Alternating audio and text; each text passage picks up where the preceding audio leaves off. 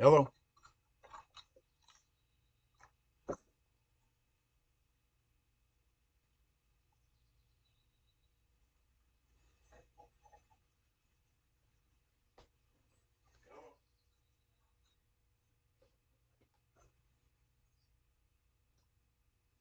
What in the world is going on?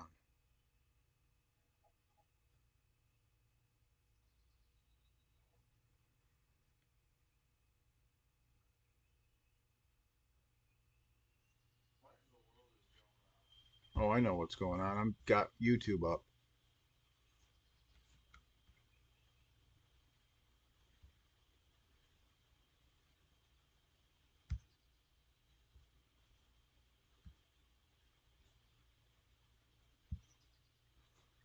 All right, that should be better. I should not hear myself now.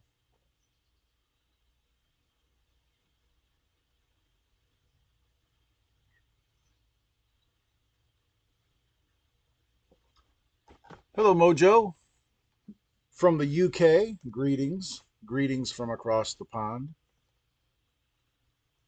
How is everybody today? It's a nice Thursday here. I figure I'd set this all up, fire it up, and let's do a little bit of live work today.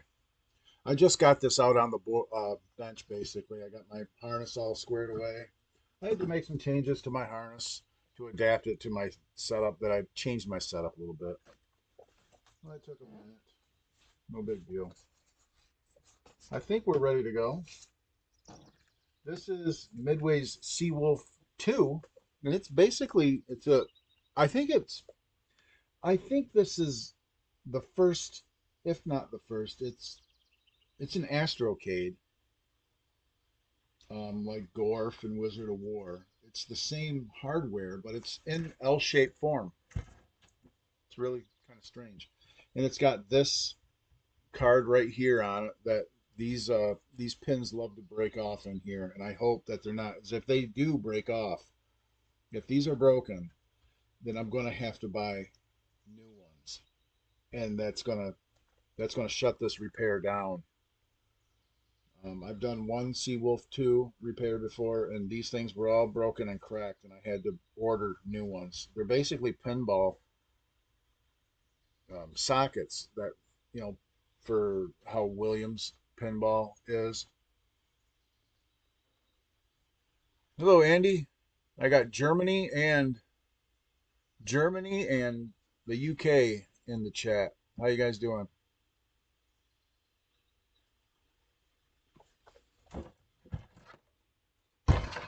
So we'll see what's up with this thing. We'll see if it. First thing I'm gonna do is kind of take this thing apart. You know what I should do? Let's fire it up and see if anything happens.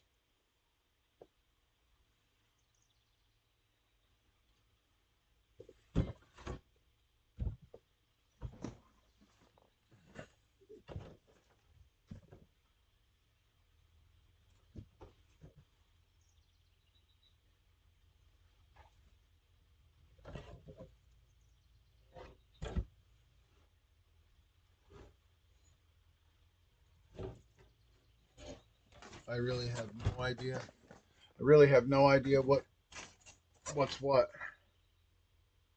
6 to 13. That must be audio. So this must go here. Audio 6 to 13.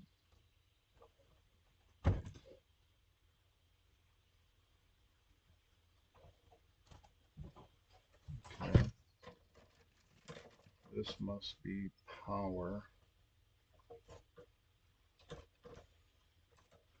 Probably right here.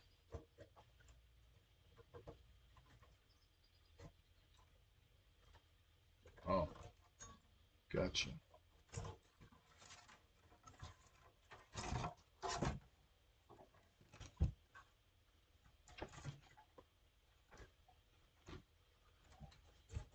It's been so long since I've done this repair. I don't know how to hook this thing up.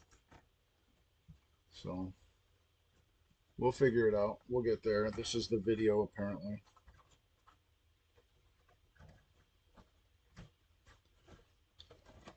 So this is probably all player control.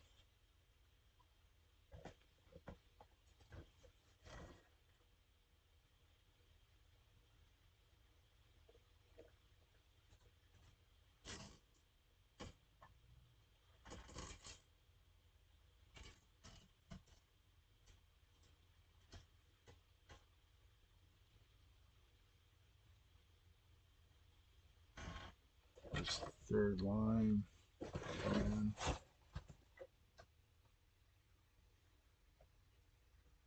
yeah, I don't know about that. That looks like ground.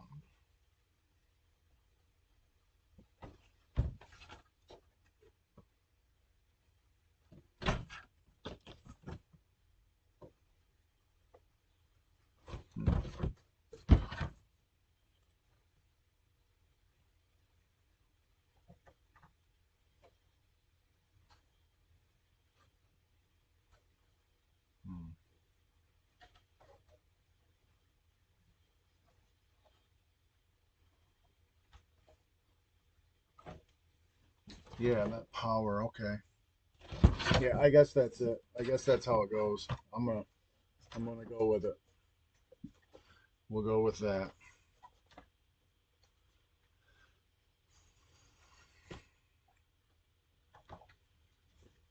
Okay.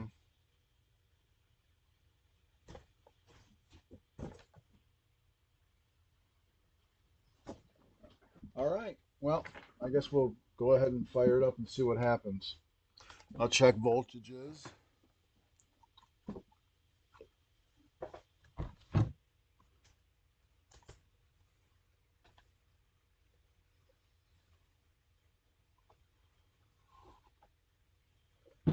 Cross your fingers. Let's keep our fingers crossed that something doesn't blow up. It's not going to. I got it hooked up correctly. It's all good. So let's do it. I'll plug in the monitor and fire it up.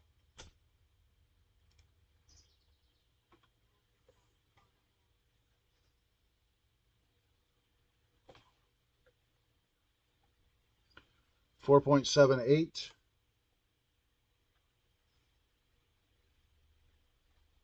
Oh.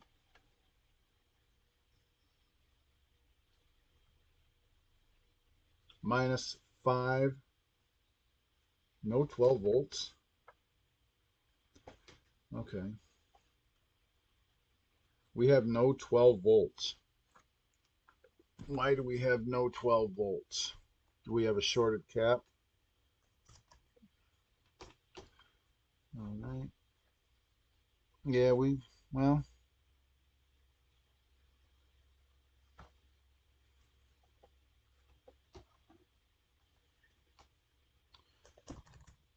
so we got no 12 volts. 12 volts is apparently shorted. And over on the screen, I wish I had a camera set up on the monitor screen. You know what? I need to get one more camera, and I could have over here in this little corner, I could have the actual monitor screen. That would be nice if I had another camera.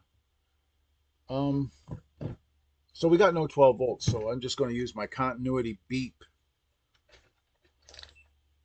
and probably maybe been a good idea to do this before I even fired it up, but it's not going to hurt anything. It's all good. So let's go to ground. Is this ground? Yes. Yeah, 12 volts is shorted. That's 12 volts.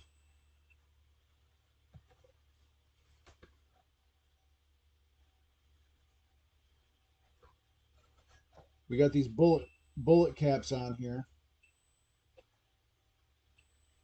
They're all reading short. So one of them is short. They all need to go. So all of these black bullet style capacitors need to go. And this one is blown up. It's this one. It looks like that one's kind of blown up. Let me cut that out. Oh, let's see if our 12 volt short has gone. Nope.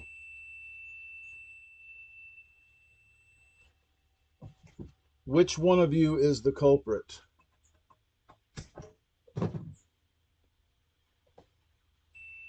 Nope. Still short.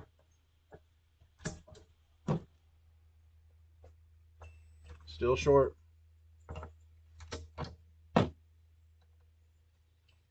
Still short.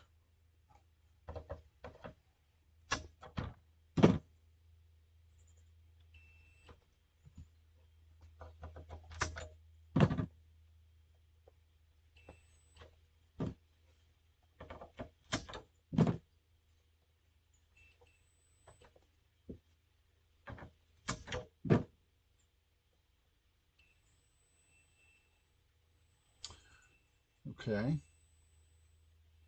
Which one is it? I got them all clipped. This one's not short, is it? It's not that.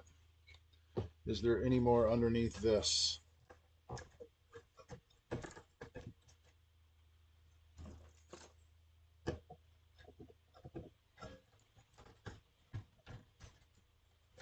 Goodness gracious.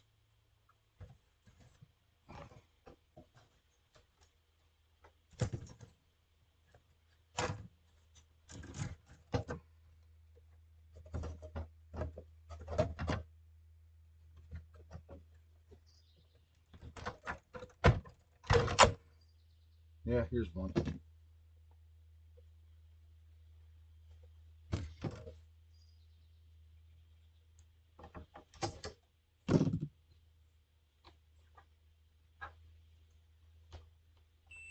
Still short.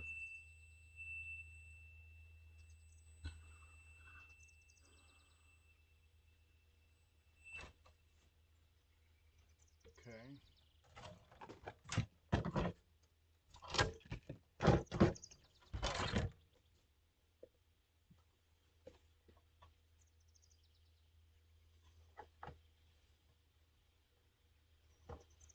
All right, now the short has gone away. So what's going on?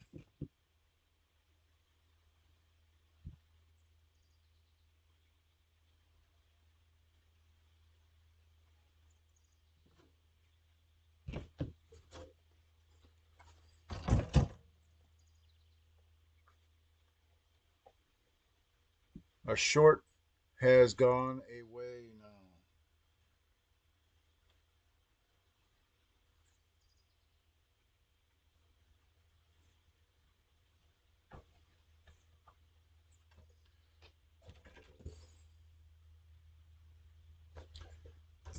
Did I do something wrong on my harness?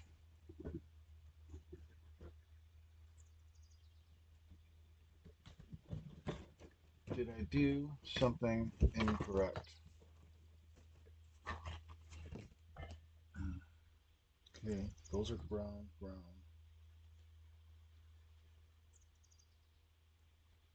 12. Ground.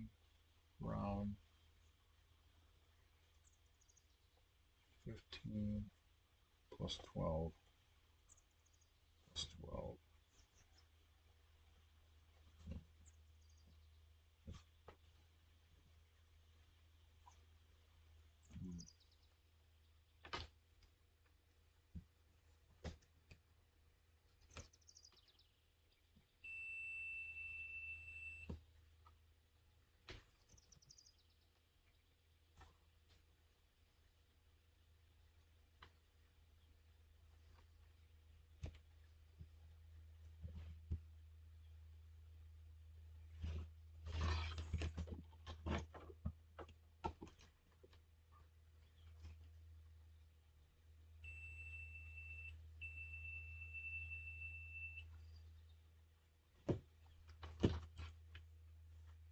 Okay.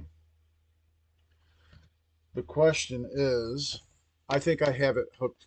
I think I had it hooked up incorrectly, which is those bullet caps need to go anyway. They really do. I do not want to fire this up again with those bullet caps cut off of the board though, because you need those those voltages need to be filtered for those custom chips. Do not fire this thing up with those all clipped off the board because you risk damaging these customs.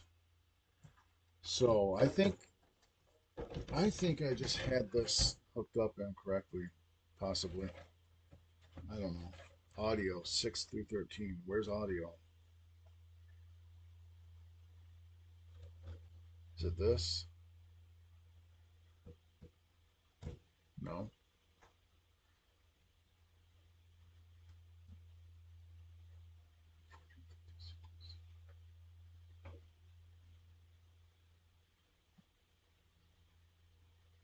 I think no. I think I had it hooked up right. I don't think I had it hooked up wrong.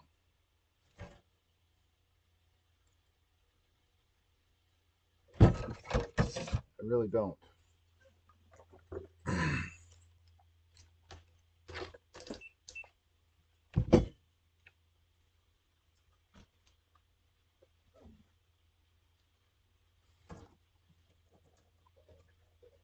This looks like this is where this goes. Yeah, it's short. When I plug it in here, it's short. So these two, are they short? Yes, there's a short on here. There's a short on this backboard. So 12 volt short.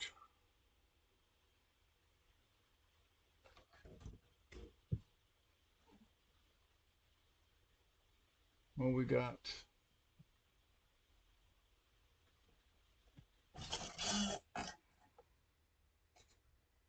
a lot of tantalums, but I don't know if those are 12 volt tantalums.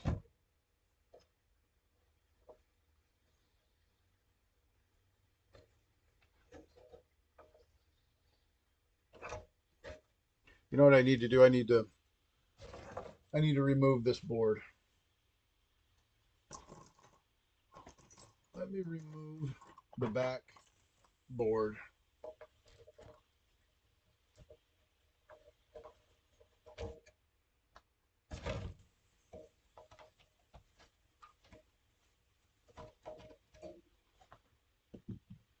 Okay.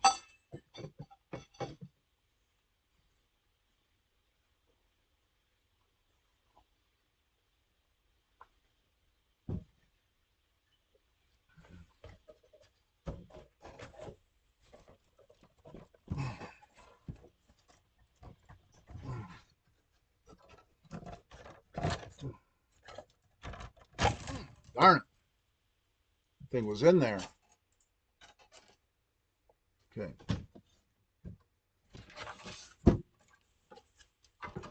Set that aside.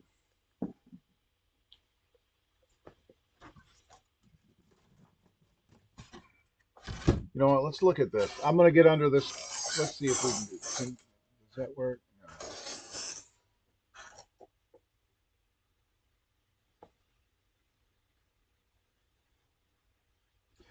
These actually look okay, which is good.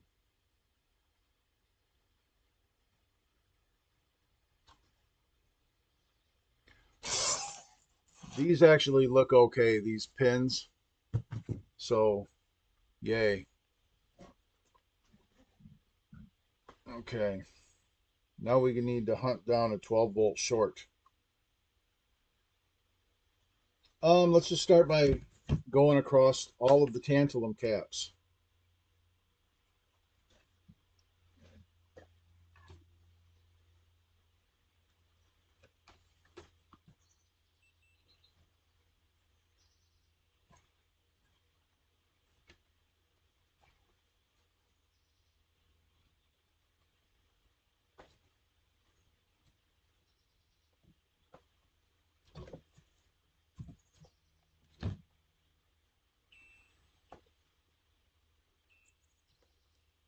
Okay. There are two tantalums underneath these heat sinks.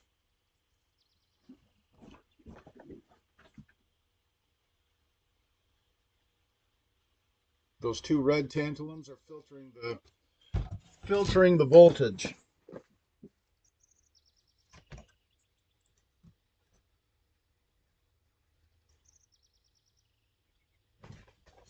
Those guys are bad. You know what? Let's.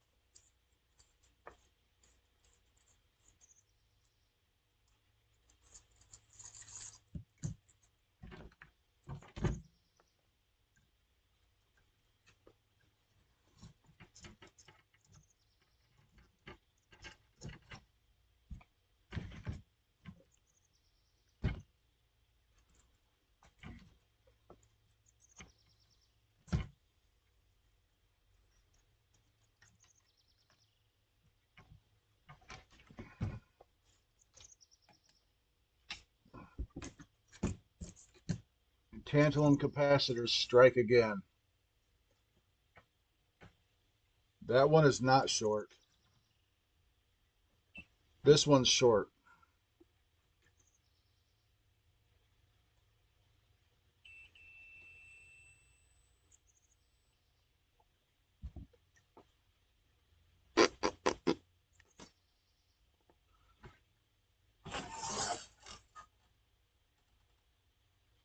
Those are 10 microfarad.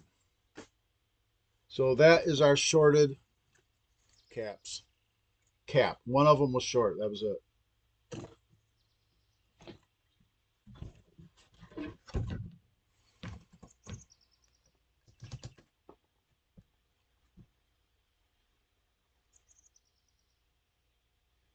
Yes, Brandon, it is. Um, all you need to do is let me know what you're looking for, and because I got so much, it's hard for me to do everything. But if there's anything in particular that you're looking for, let me know. And I've been trying to move stuff over to Patreon.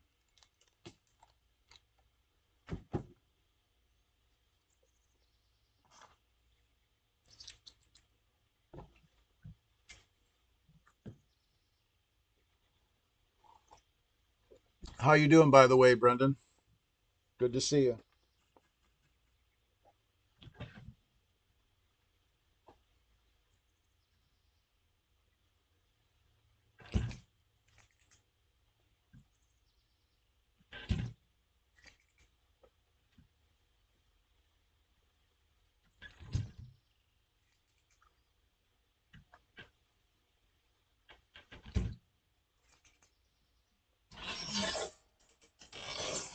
I like this little VOT VOTCT VOTCT.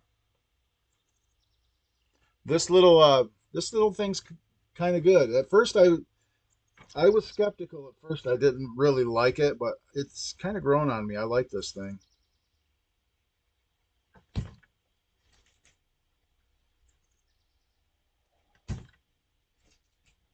It was on Amazon.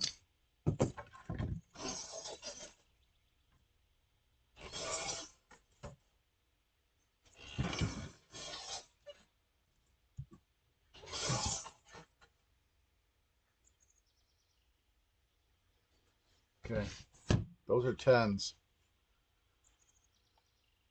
Those are tens. So I need to replace all of these electrolytics. This guy right here, I don't know if you can see this. This cap right here, that red one right there, I'm going to replace that too because that one will blow up eventually. That is on that 12-volt rail. I think the first one of these that I did, I think the first Seawolf 2 that I did, that cap blew up. So I'm gonna remove that one too.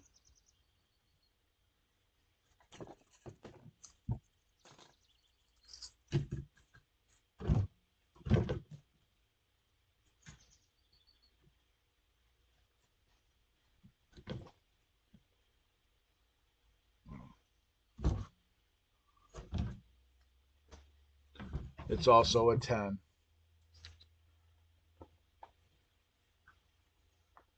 It was on Amazon. I got it on Amazon. It was cheap. Um, and it came with. It's got this little removable plastic or rubber piece or something like that that goes on the end of it, so it's kind of pliable,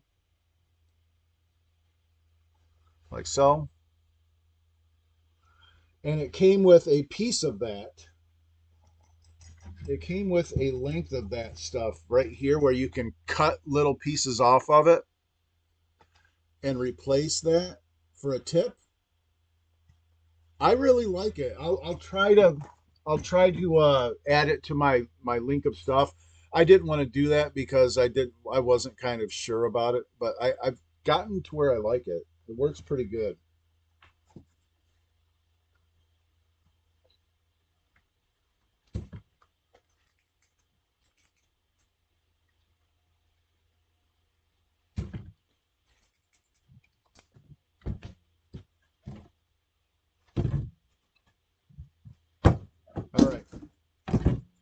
My my Radio Shack special just fell in the garbage.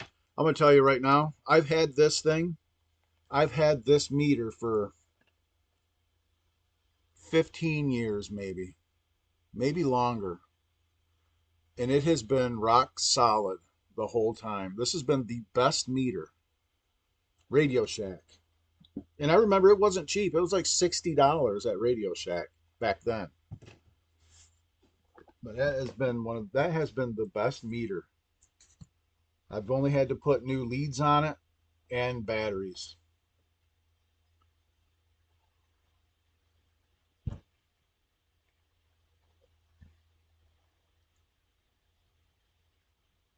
You know, Brendan, that's pretty that's cool because me and my girlfriend have been doing some hiking and I really enjoy it. Just being out in nature and stuff is really been kind of nice. She might be watching. If she is, hello. Probably not though. She's probably working.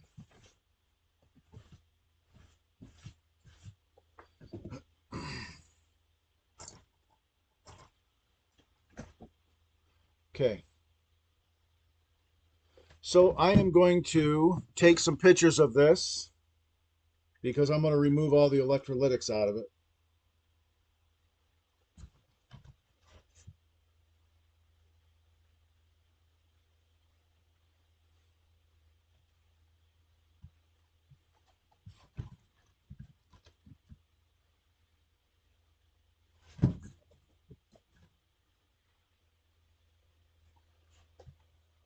Okay.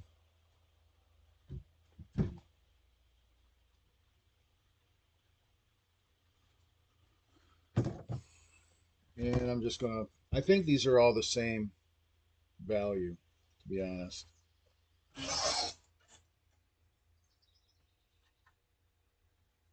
Yeah. They're all they're all tens. They're all 10 microfarads.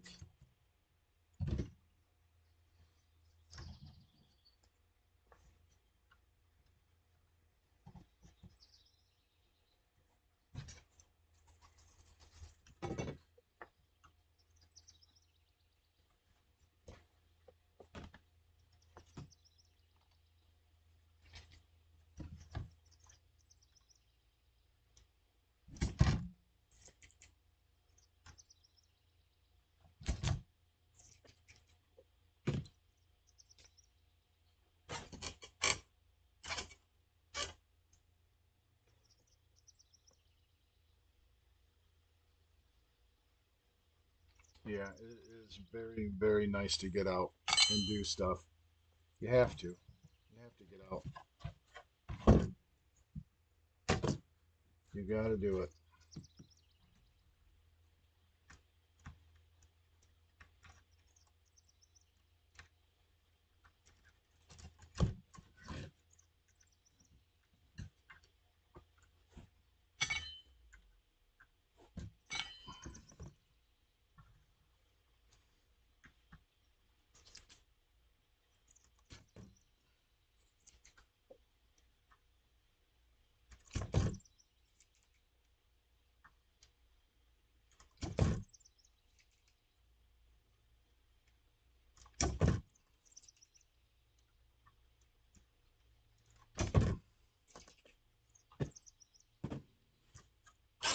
Ow.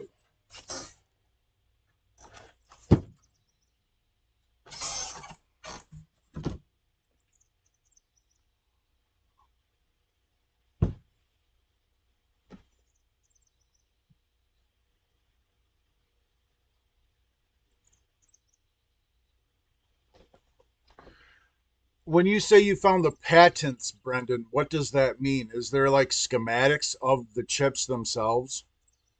Would it be feasible to do it in a logic, like a logic board?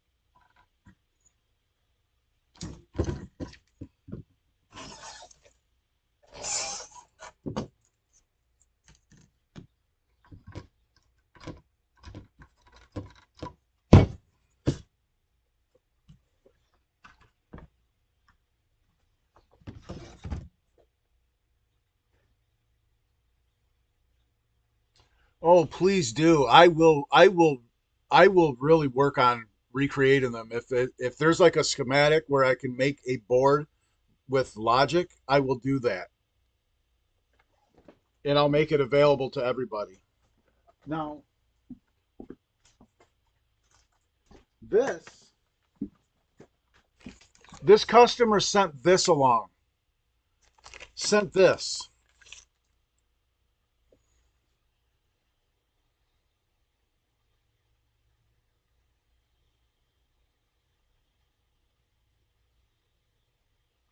This is a data custom.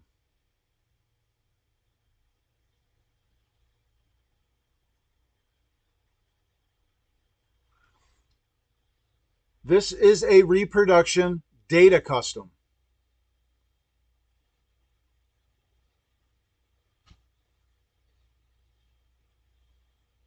I don't know where he got it. I've searched for this. I have no idea where this came from.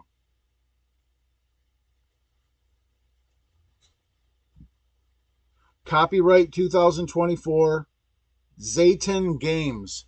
Zatin Games.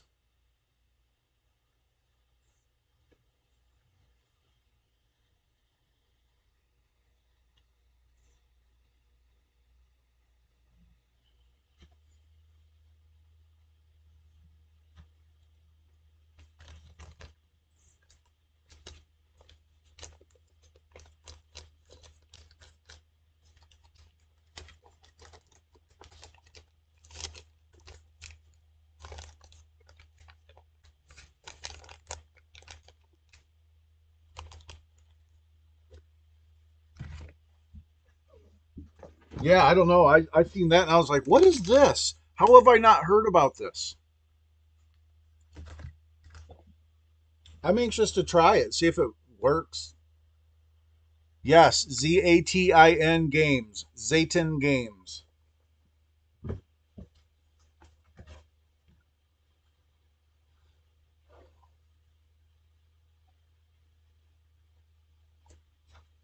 I just now opened that. I mean, before when I started this repair is when I know I've seen this. And I was like, what is this? How have I not heard about this?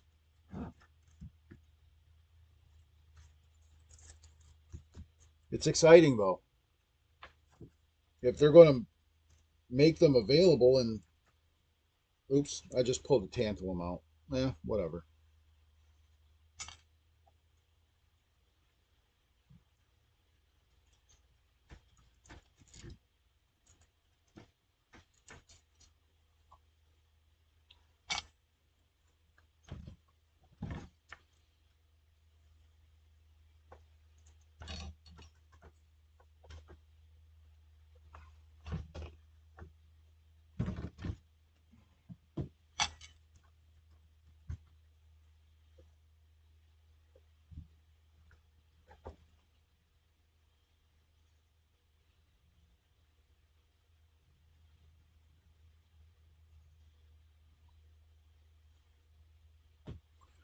Yeah, I'm sure, Brendan, I'm sure a lot of guys, a lot of people, there's a big need for those custom chips to be reproduced.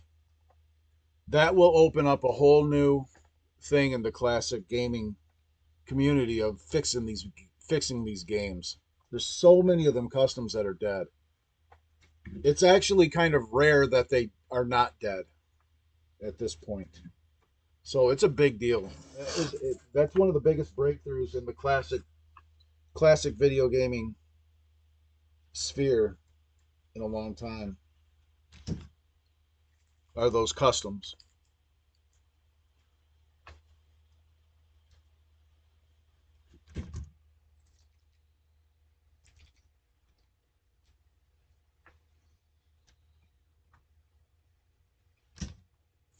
I am working on also I'm working on just starting the work actually on Williams Williams systems dynamic RAM, replacing them all with one RAM. It'd be nice to replace all 24 with one modern RAM. I'm working on that too. As a matter of fact, when I sat down to start this repair, Mauser Electronics or UPS pulled up with my Mauser Electronics order. So I'll be messing around with that.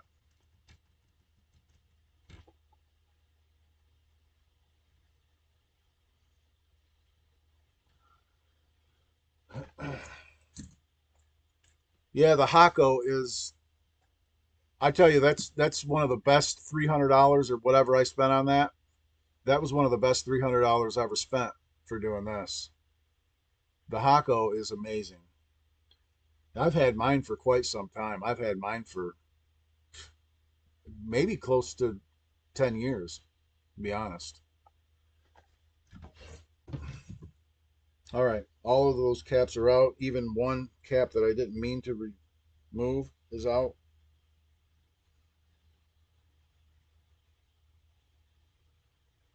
Hmm.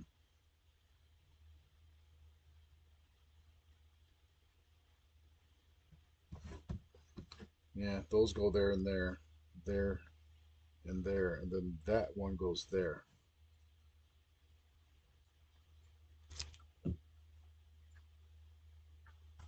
That other blue one.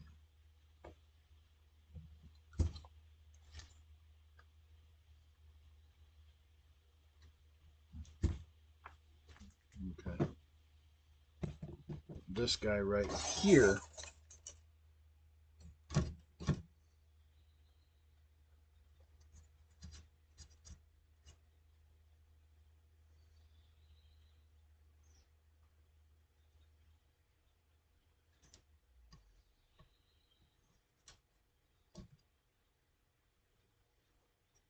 was right there. I'm going to solder that back in.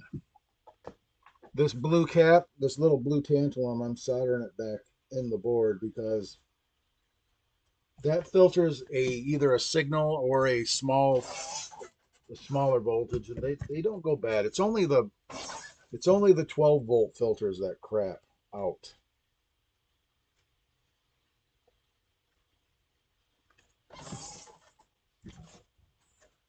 All right.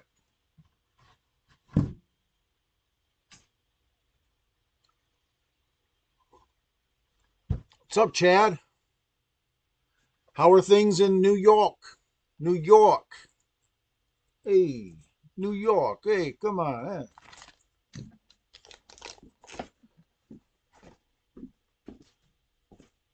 Forget about it.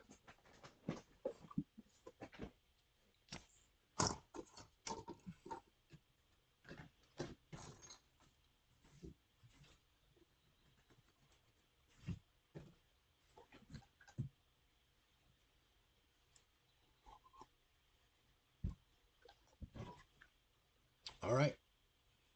Those are all gone. Now I'm actually going to get my Hako out.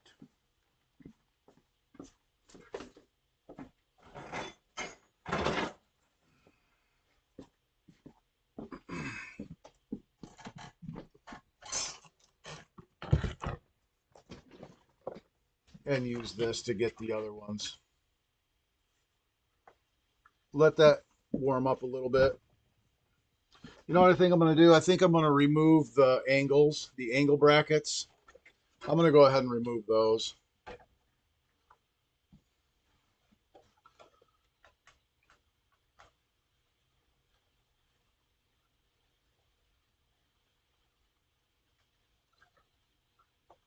Enjoy your lunch, Chad.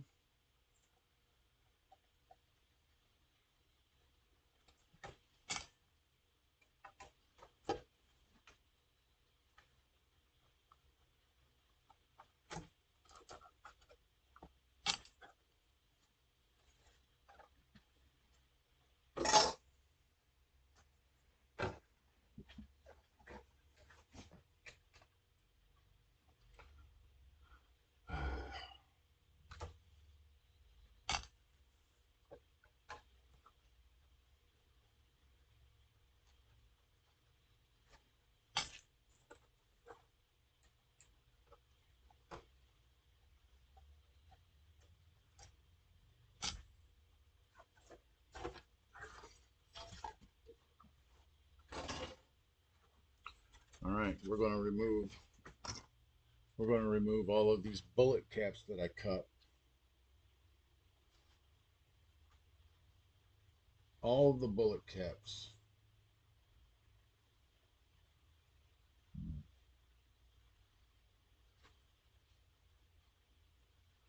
Those will be replaced with 10 microfarad caps.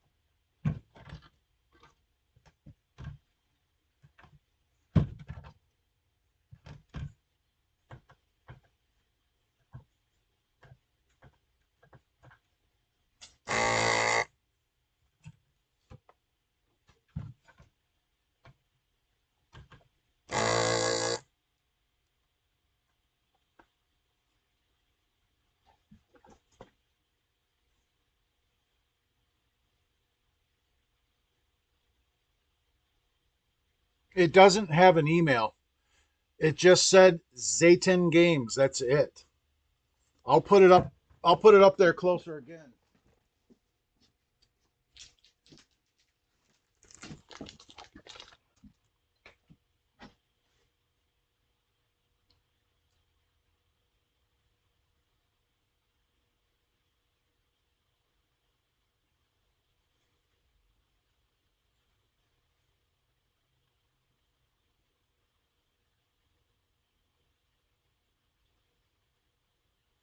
Come on.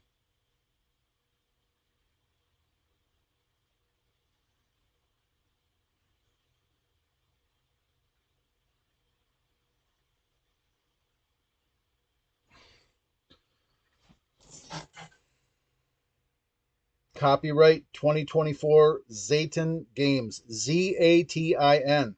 That's it. No email, no nothing like that.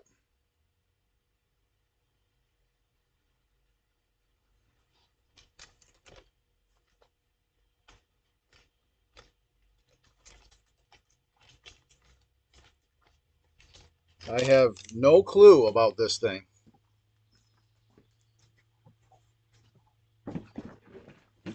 And it looks like it's got a like a microprocessor or an FPGA on it or something like that.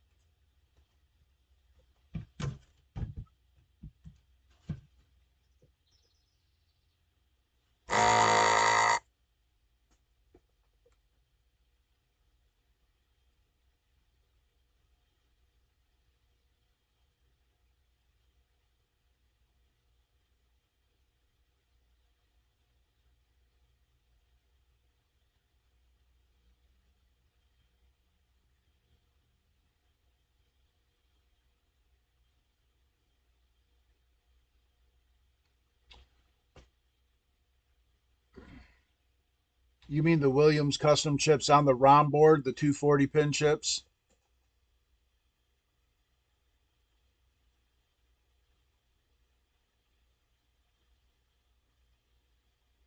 Hey, Sonny, this customer that sent me this repair sent me a custom data chip repro. I'll show it to you again.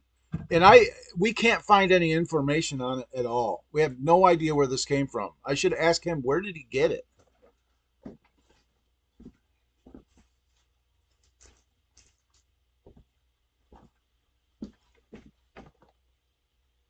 Bear with me. This is hard.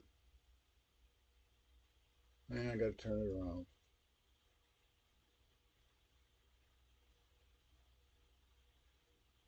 This is very difficult to do.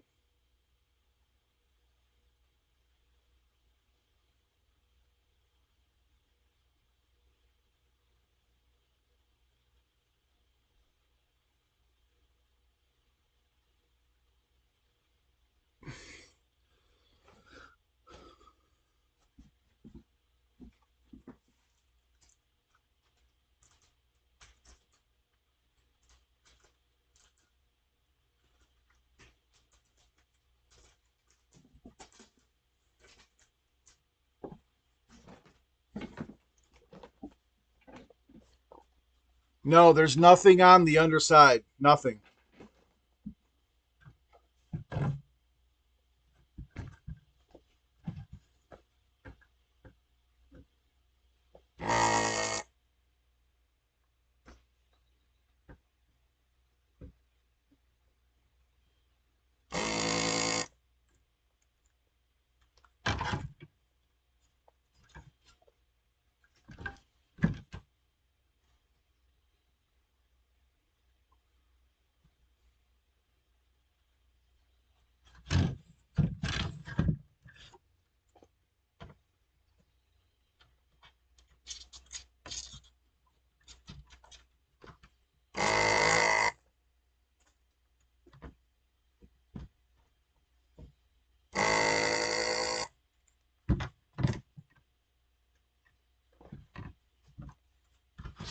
Okay.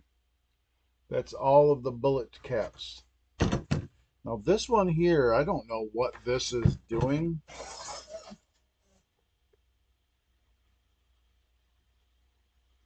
Oh, it's filtering 5 volts. This cap right here, this bigger one, it's a bigger tantalum cap. It's filtering 5 volts. I'm not worried about it. The 5 volt ones don't explode.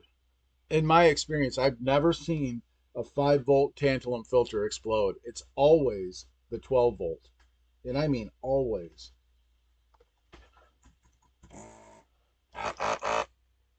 Thank you, Mr. Hako. All right, there's no more caps. That's it. That's all I need to do that for.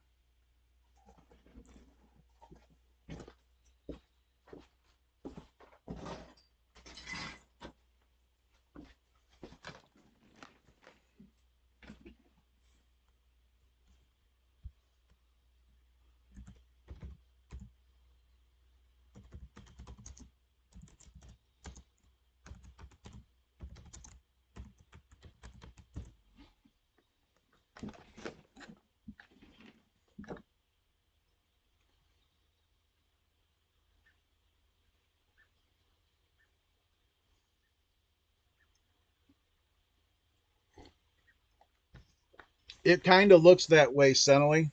It kind of looks like this thing was done and nobody knows about it because I never heard about it. This is the first I saw it. I have no idea, and no one can find any information on it.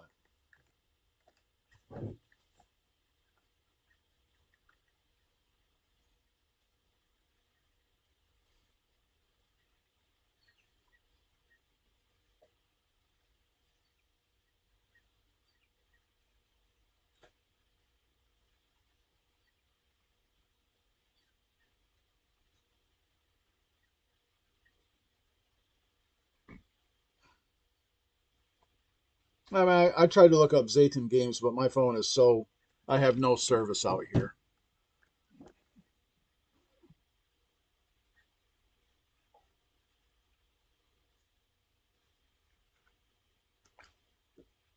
Google says no to Zayton games. There's no Zayton games. I don't know. I don't know. It's weird. It's very strange. Very strange.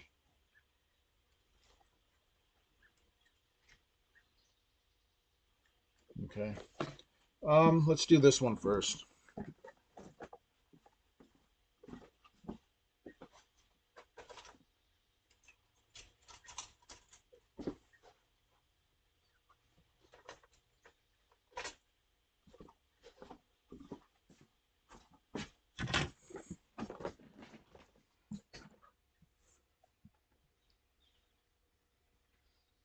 I don't know, Senely. I don't know. I don't even know what it is. It's got a sticker over it. I have no idea, but it's not mine to mess with, so I'm not going to mess with it. If I could get my hands on one, then you could reverse engineer it, but it's not mine, so I'm not going to do it. I'm not going to mess with it.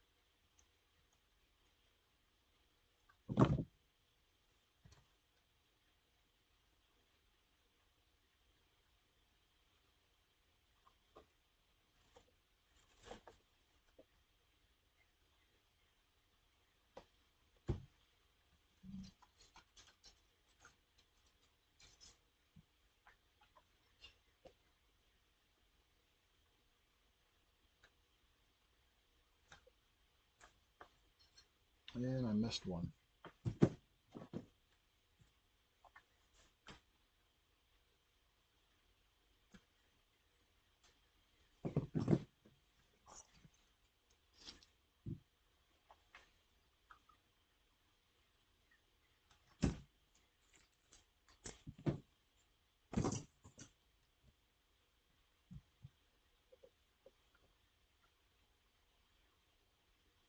For sure.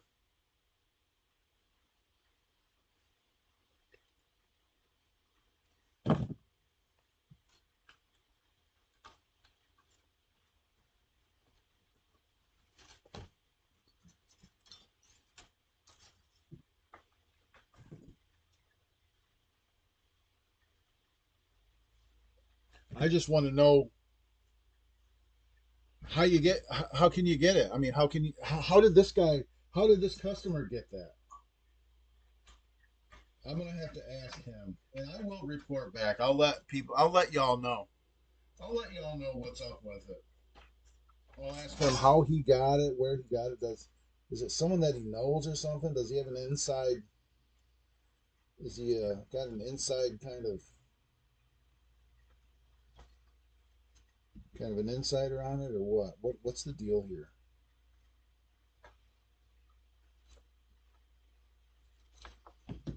How did it come about?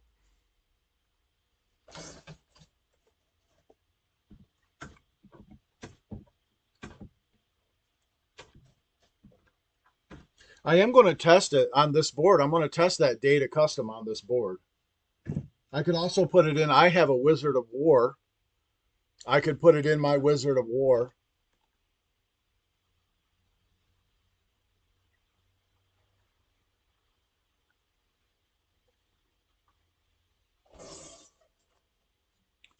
I kind of want to test it out.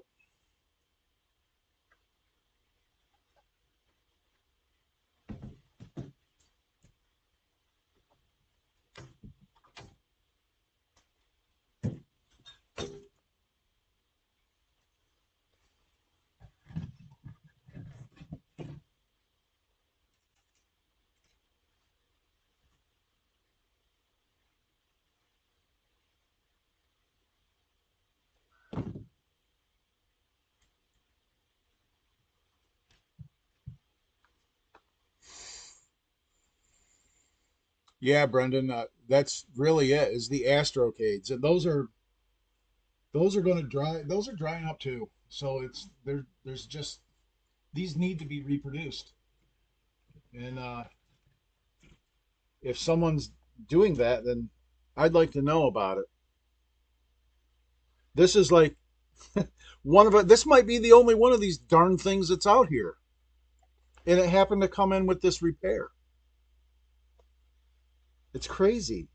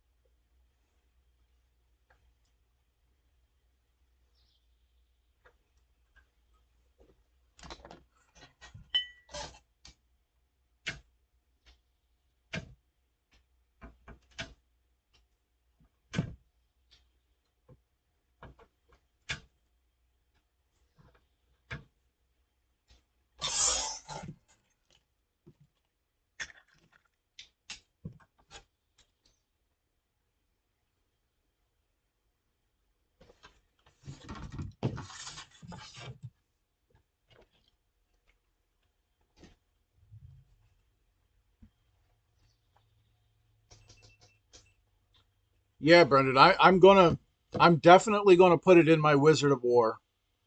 I'm gonna put it in this, and we'll see. I need to double check. I need to double check and make sure that I'm not putting these caps in backwards, because I'll be honest with you, I'm not 100% sure that they were all pointing in the same direction. So stupid of me not to really pay attention to what I was doing. I just need to make sure of what's being filtered here. This is obviously ground.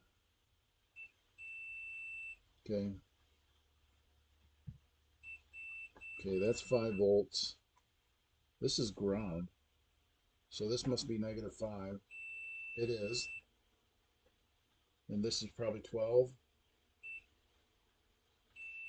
It is. And this was 5. No, 12. That's 5.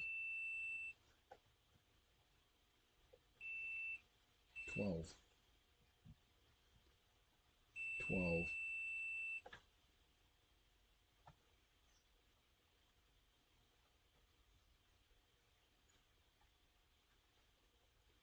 And 5 volts. 5-volt filter. So there's 3. These 3 are 5-volt filters.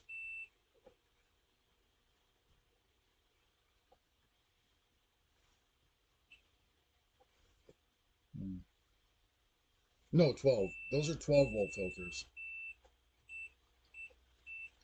And this is 5. All right, so they're all right.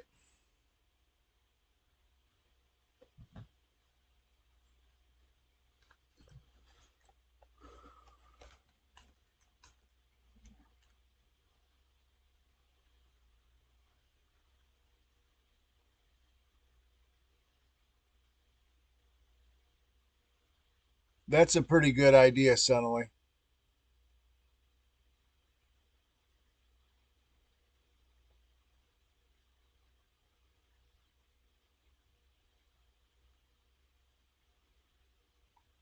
Right. Yeah.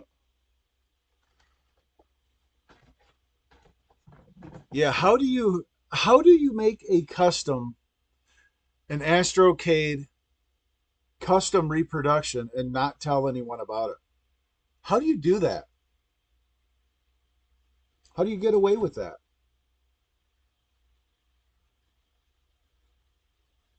It's absolutely crazy. Okay.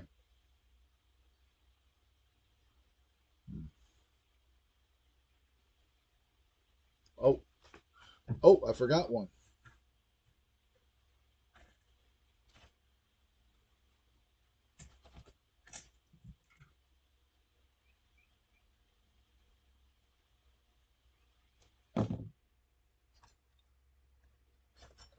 There we go. Yep, I had forgot one.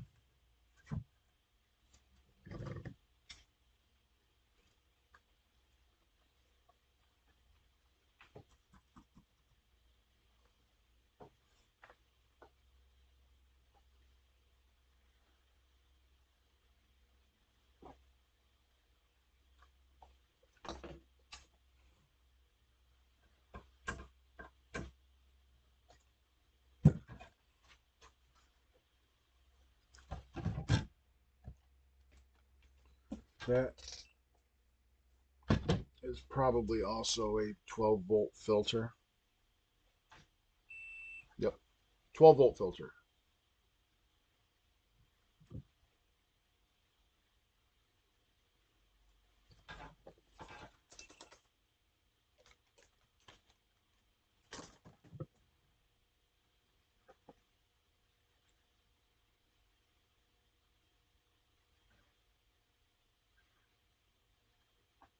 Yeah, I don't know anything about those cassette systems.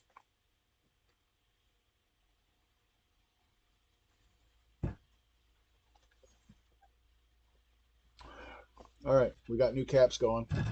We got new caps on there.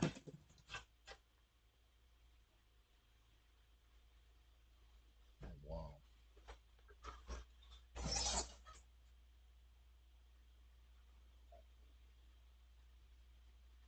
I'm not crazy about all the solder work.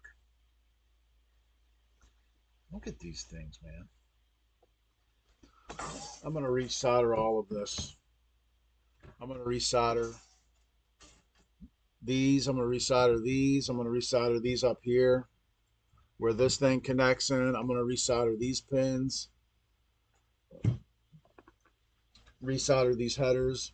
Resolder all of the headers on the other board. I got to recap that board. Let's do that first. Let's recap that board first.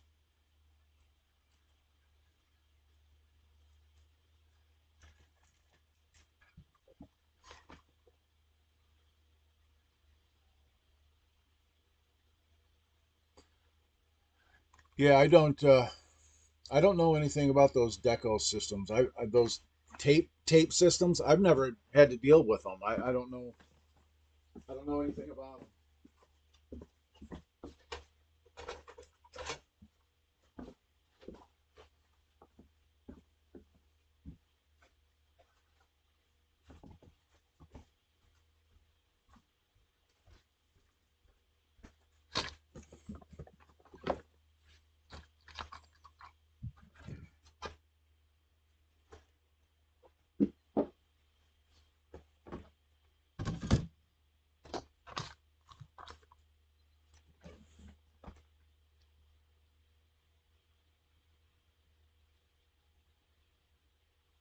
You know what? Suddenly, it's almost like the very first ever MAME machine. It's a hardware system, and you put different ROMs into it to play them. That was kind of their idea.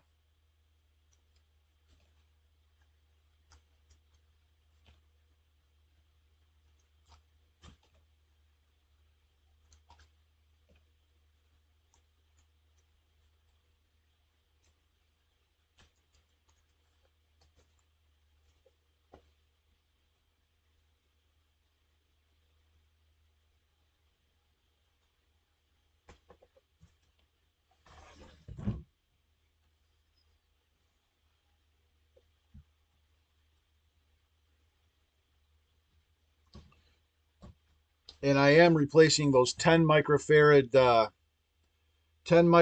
caps that were filtering the tantalums. I am replacing those with electrolytics as well.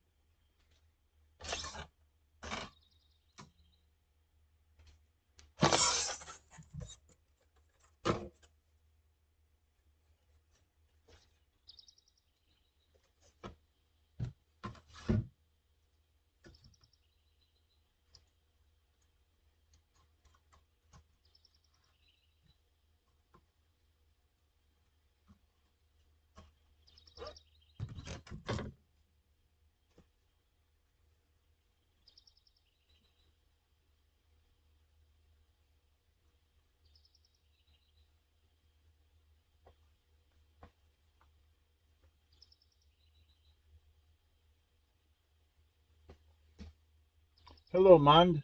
Mond75 from Ireland. Top of the day. Top of the morning to you. Top of the morning to you.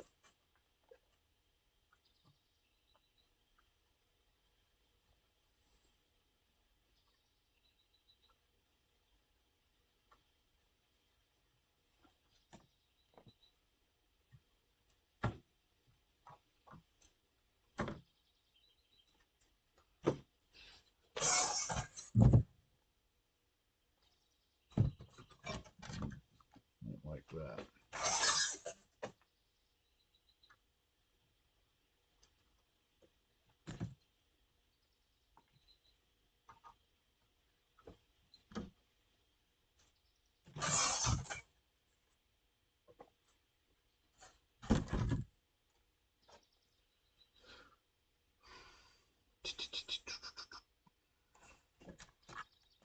One, two, three. It looks like three more. One, two, three.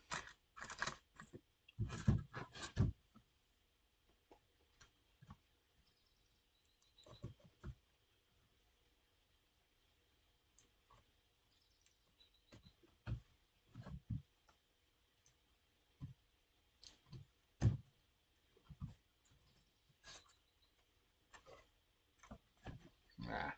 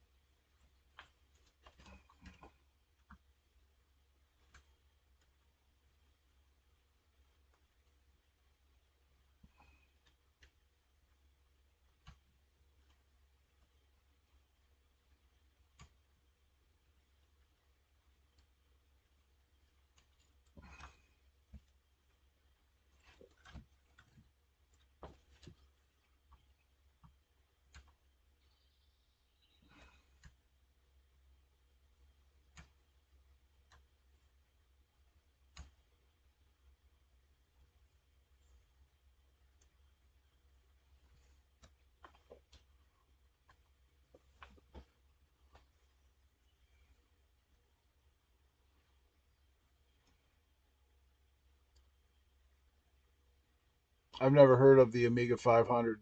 I never was a computer guy though. I never had computers in the 80s.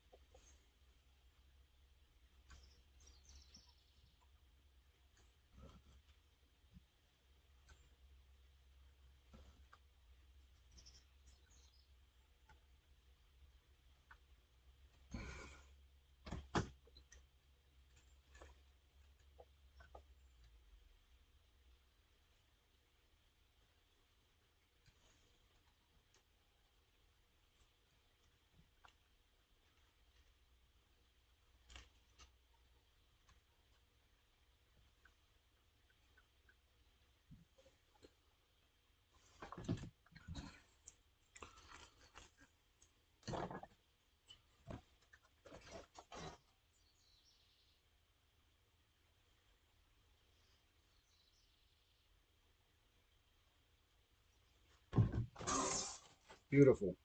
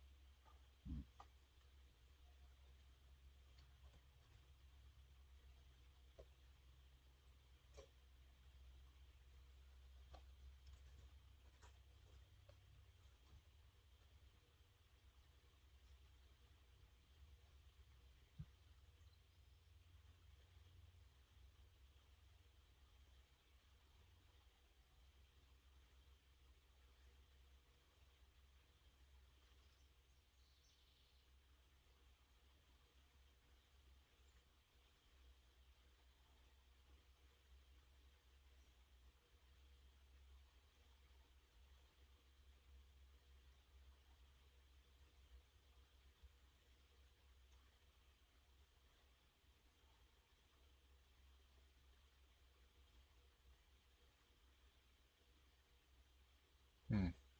Electro choice. Claudio. Claudio, how you doing? Good to see you.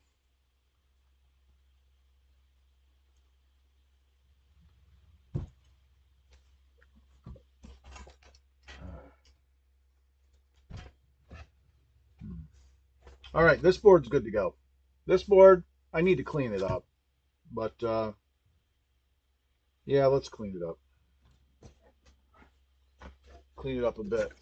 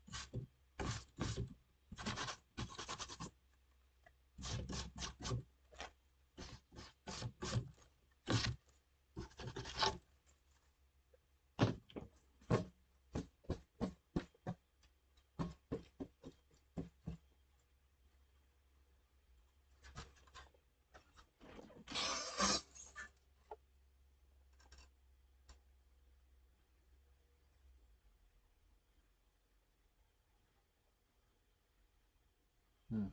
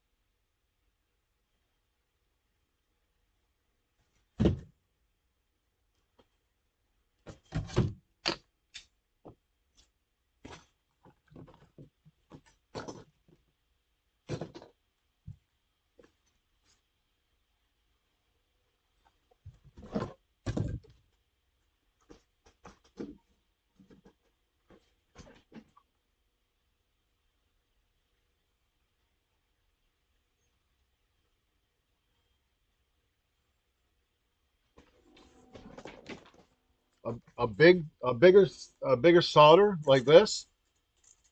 Yeah, I do. I use two sizes. I use two sizes of solder, and this one's almost all gone. I'm gonna have to buy another roll of this, unfortunately. This one is 0.031 diameter. I use that for like soldering bigger stuff, headers, like reflowing headers and stuff like that. I use the bigger solder. For soldering chips and sockets and stuff like that, I use the 0.015 diameter. I have both sizes linked in the descriptions of my videos.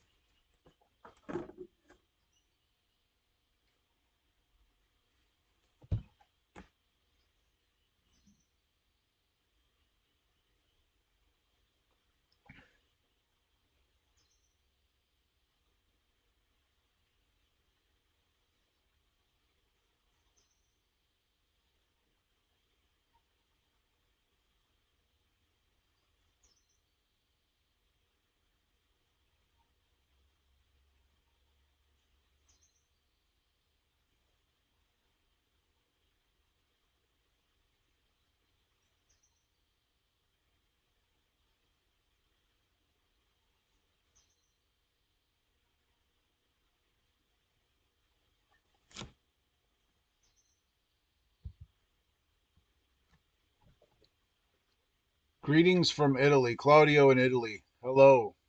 Greetings from the U.S. Happy to have you here.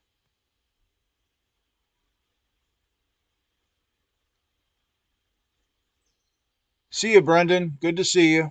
We'll see you again.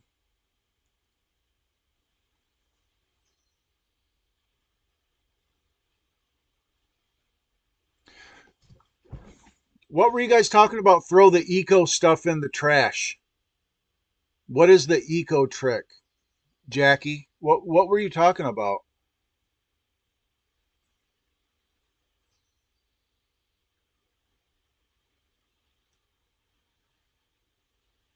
Did I miss something?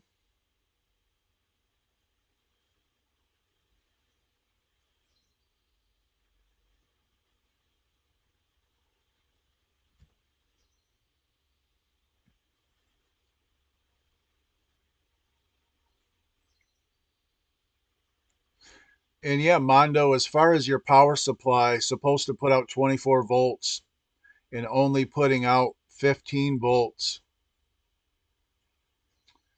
Yeah, you might. What's it put out under no load?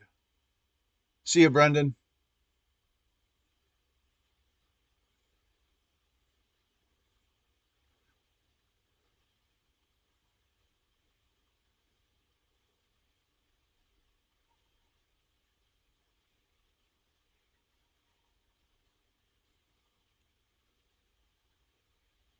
Hey, Todd.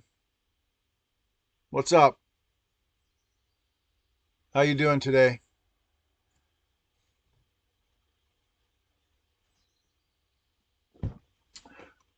I have an emergency.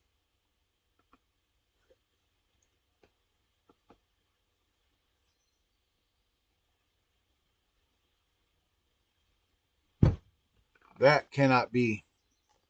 I cannot have no coffee. Guys, sit tight. I'm going to go pour myself another cup of coffee. I'll be right back.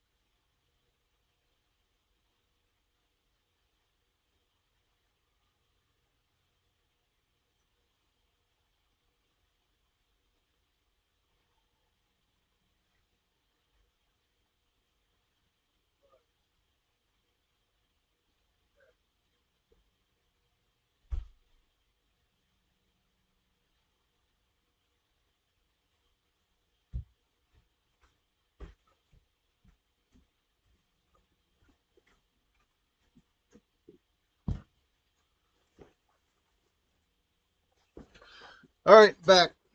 Um, yeah, I got my Mauser electronics order. Feels like a lot, and it was an expensive one. It was a $200 order. It's a big order. I had to buy a lot of sockets. Sockets are not cheap, and believe it or not, regular dip 74 series logic has gone way up. Like a 7404 is what used to be 60 cents is now like $1.50.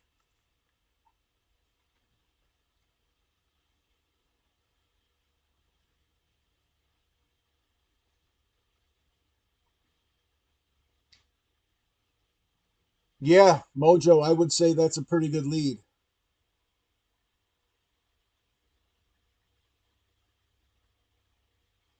I would say that's probably it.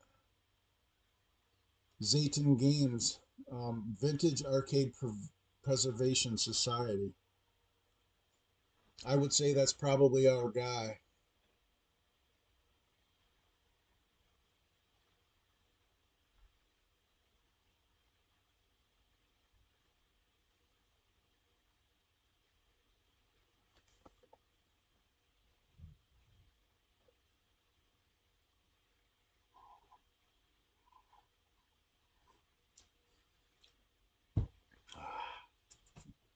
All right, where was I?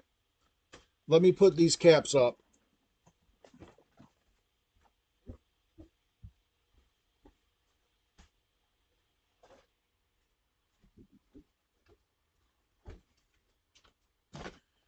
I need to do some soldering on this board. That's where I'm at. This one needs some solder work.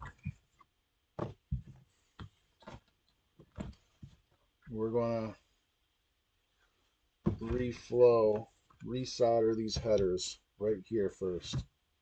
These ones first, and I have to hang it off of the.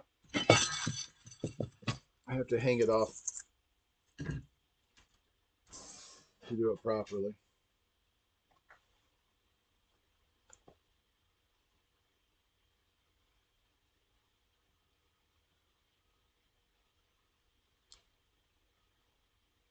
Mojo, I don't know that. I don't know how you can post a link.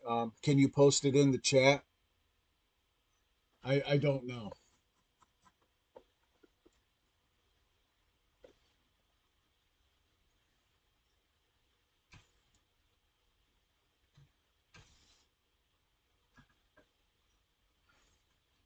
Come on.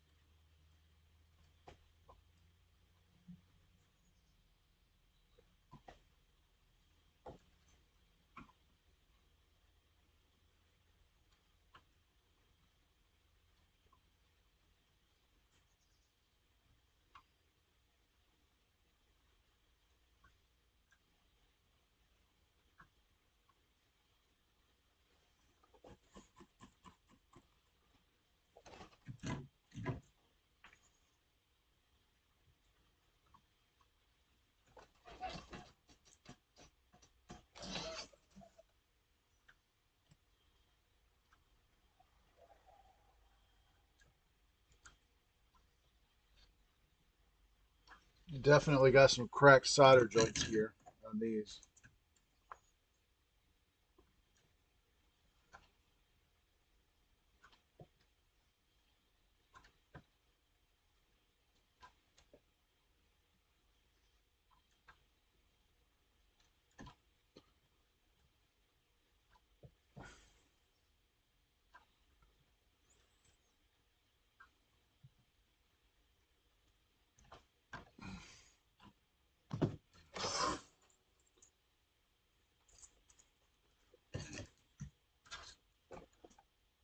Todd, you need to come and pick up your lawnmower.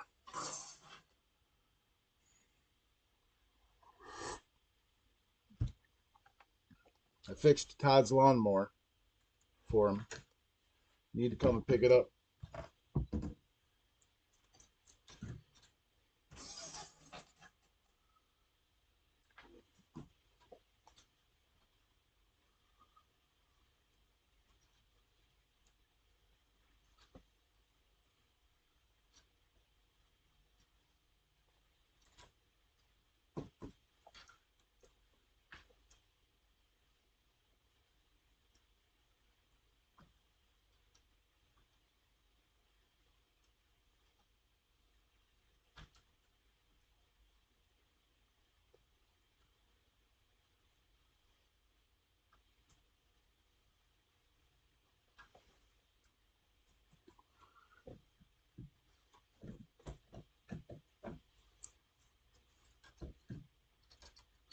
That'll work, Todd. I'll be here. Wait, no, I won't be here. I don't know. Just give me a shout, or we'll figure it out.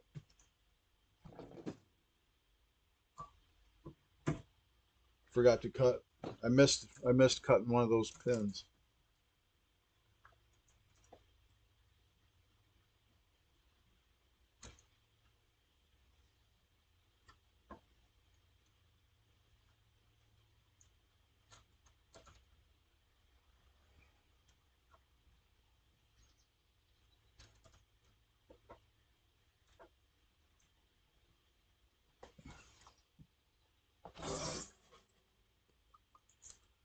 Okay.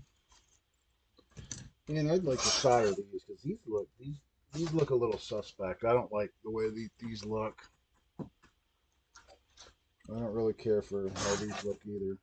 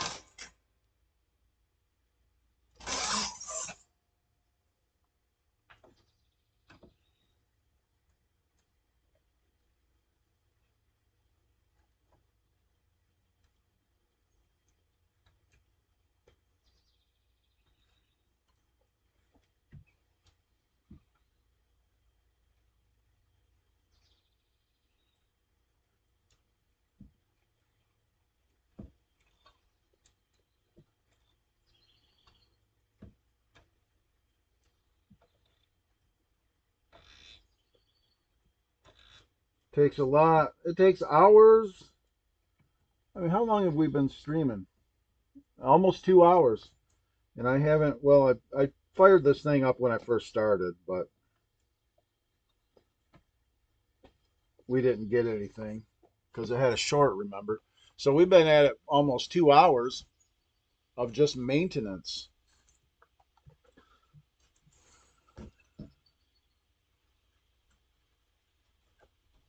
Usually when I make a video, you don't see this. I skip right ahead to when this is all done.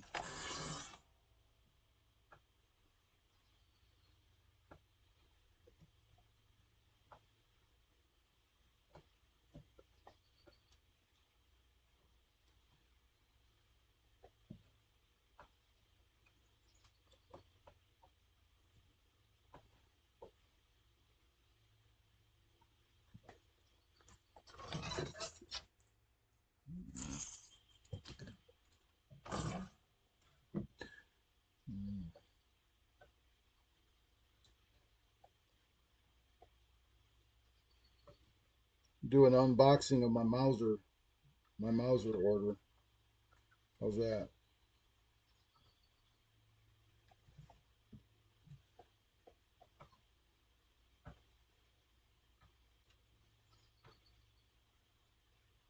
There we go.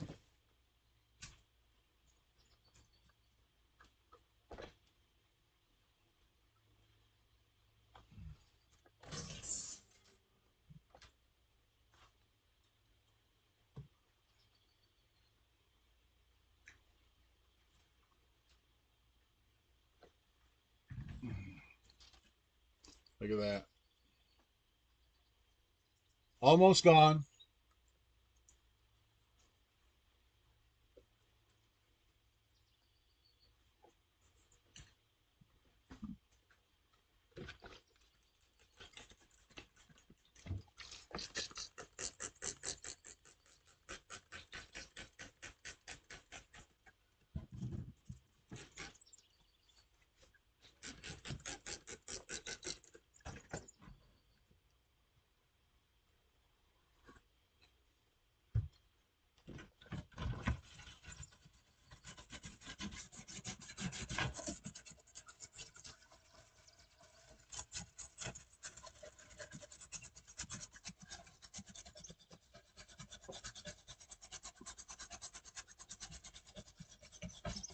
It's like brushing your teeth.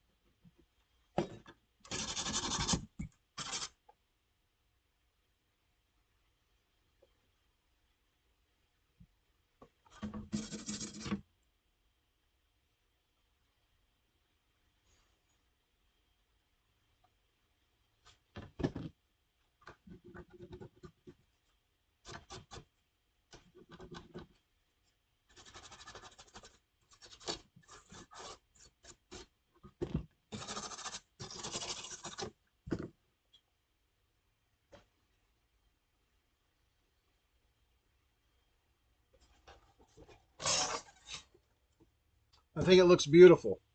I think the boards look beautiful. They are ready to be put together. Finally.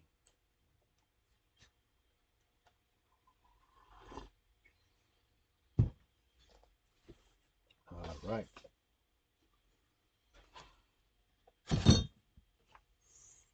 Power.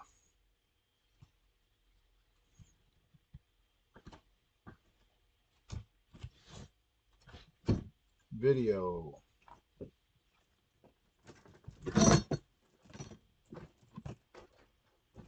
What's going on here? How come this isn't plugged in?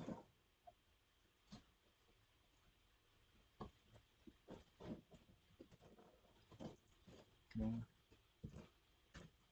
That's plugged in. Black and white video.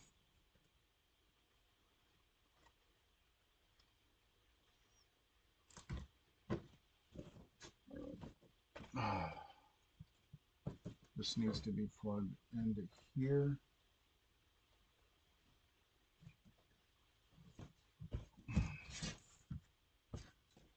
Okay.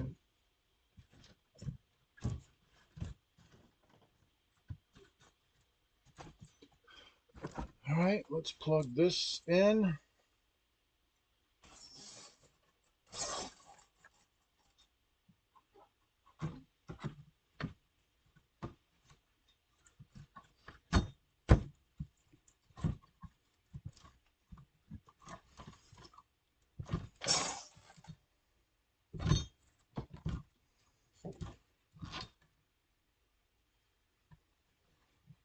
Okay.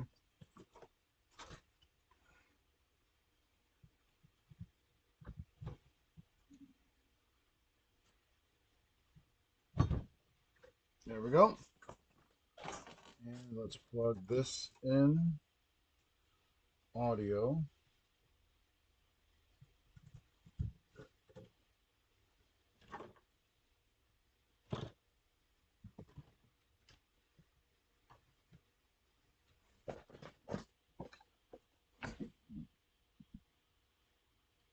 See you, Sonny. Enjoy your dinner. We're just getting ready to fire this thing back up.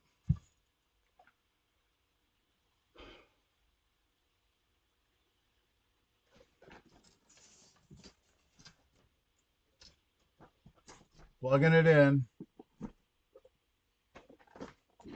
Oh boy, we ready for this. I got it plugged in. That's correct. Power. That's good. Video. One check. I want to do one last just power check. Make sure there's no shorts.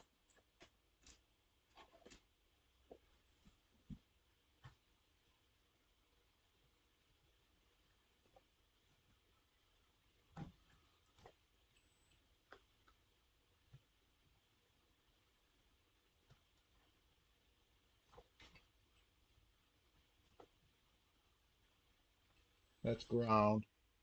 5, 12, -5. No shorts. We are good.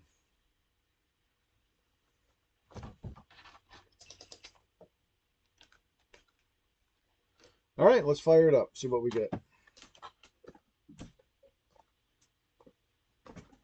I'm watching the screen over here.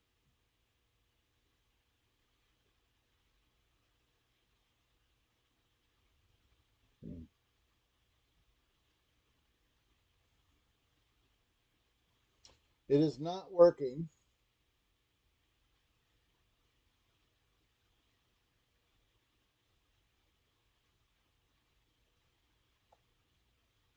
It's not working. Okay.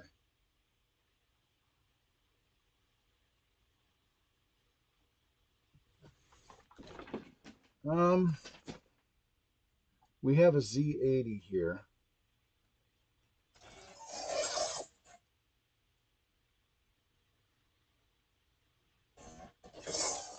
And we have these custom chips. So it is like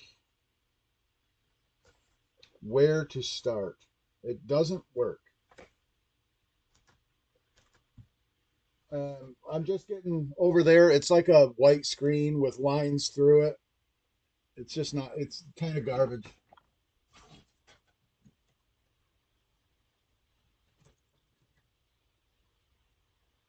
should be orange. It is orange.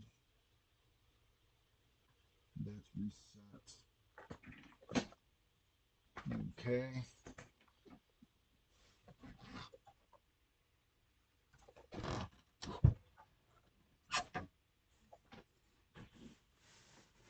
So we are dead.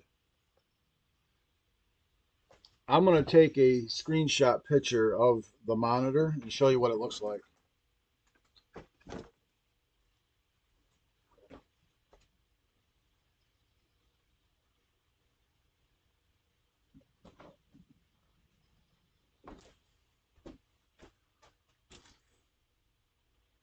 That's what it looks like. Nothing. It's just a white screen. So,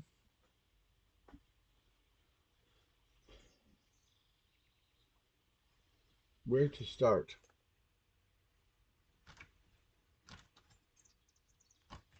Let me check. Let me double check all the voltages.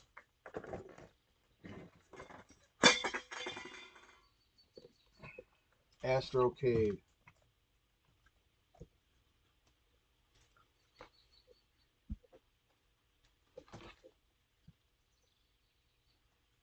-5 is -5.14.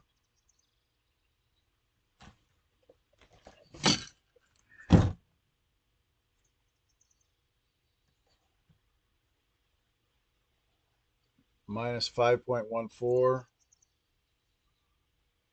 11.63. So we have our 12 volts. 5 volts is 4.97. So voltages are great. Voltages are hunky-dory. Let's do this. Scoot you over.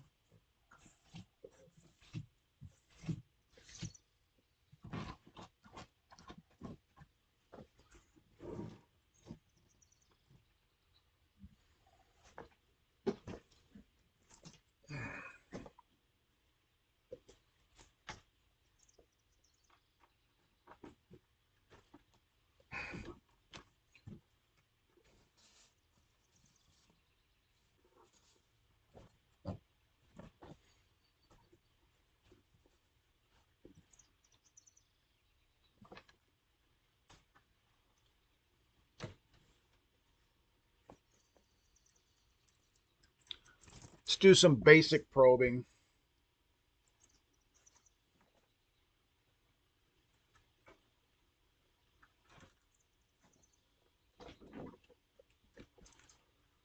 Uh,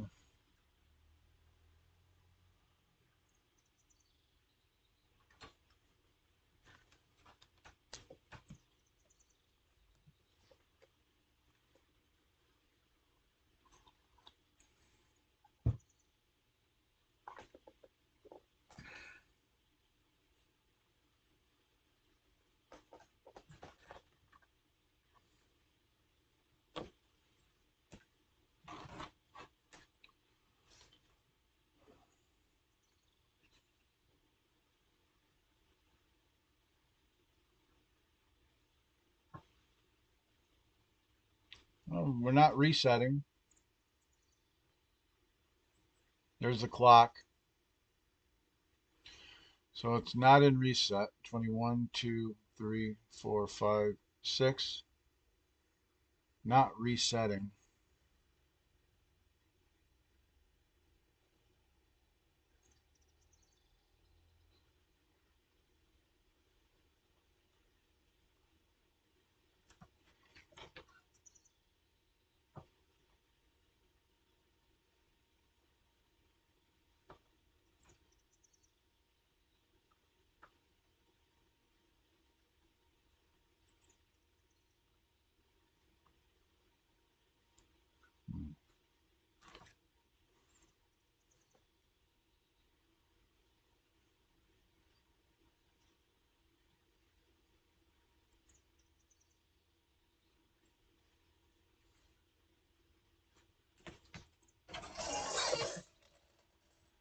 Well, that's a problem.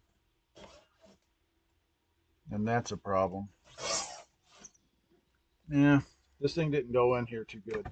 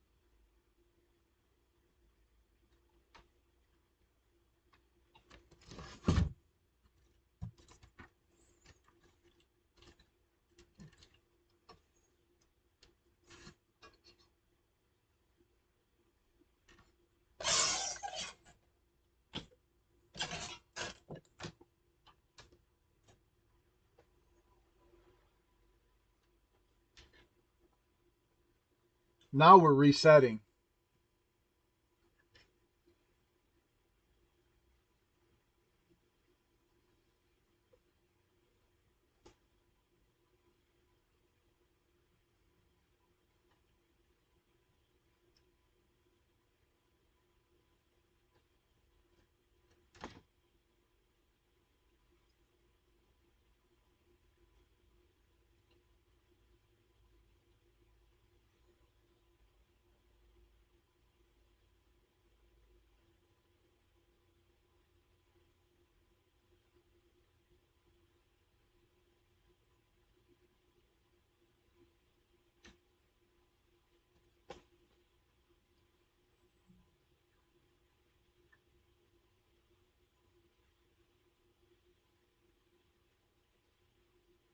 I'm looking for a leg that don't have a signal on it. I'm just checking to make sure that there's signals connectivity on all of these. I want to look at every leg of the ROMs and make sure that there's a signal on everything.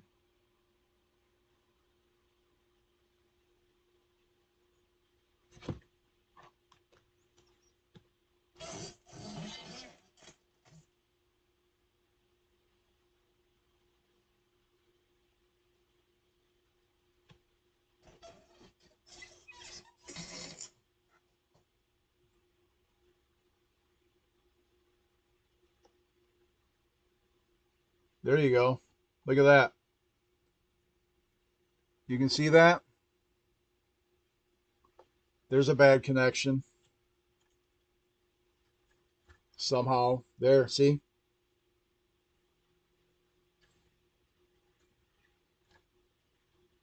This thing is flaky.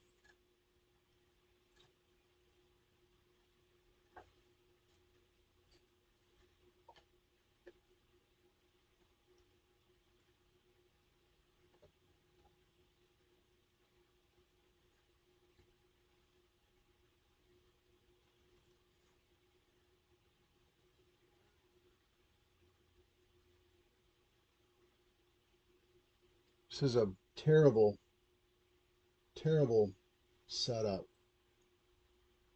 this board.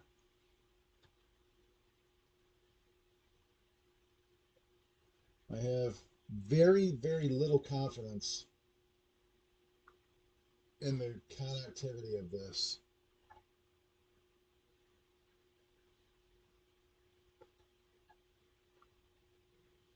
It's still garbage on the screen.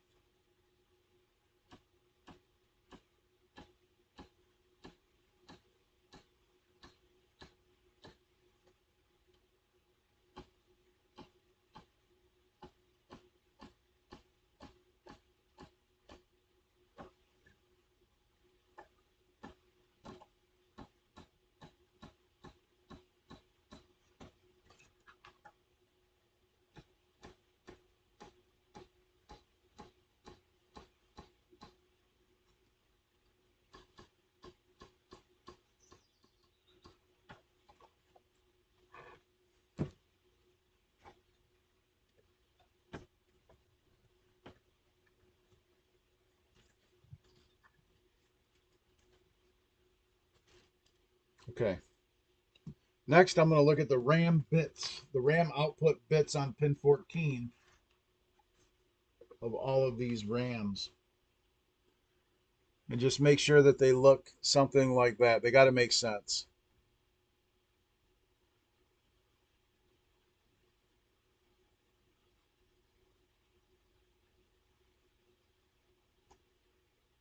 Yeah, the CPU is not in the socket, which is terrible. There's a bad RAM. Right here's one bad RAM. But this guy is no good.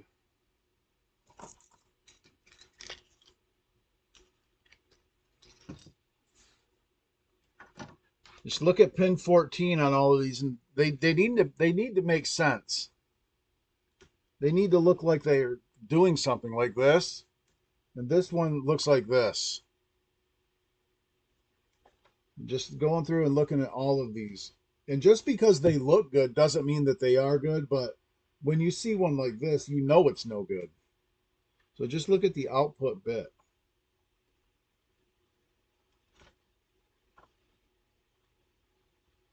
See, there's another one.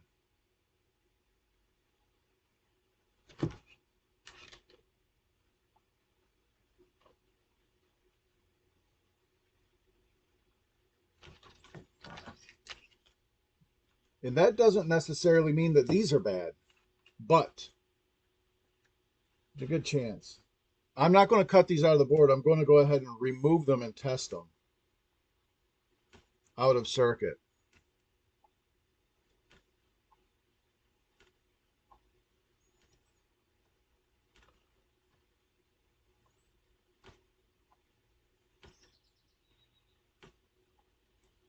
Get the ones out of the boards that don't look like they're doing anything. And then go from there. And it's unfortunate that.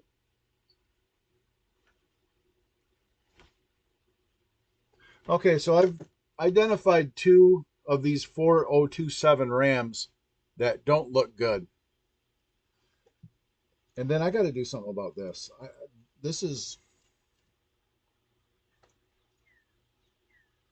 this is a terrible design.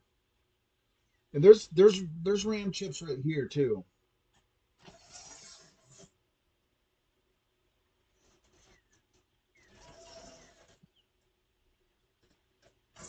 There's 2114s right here.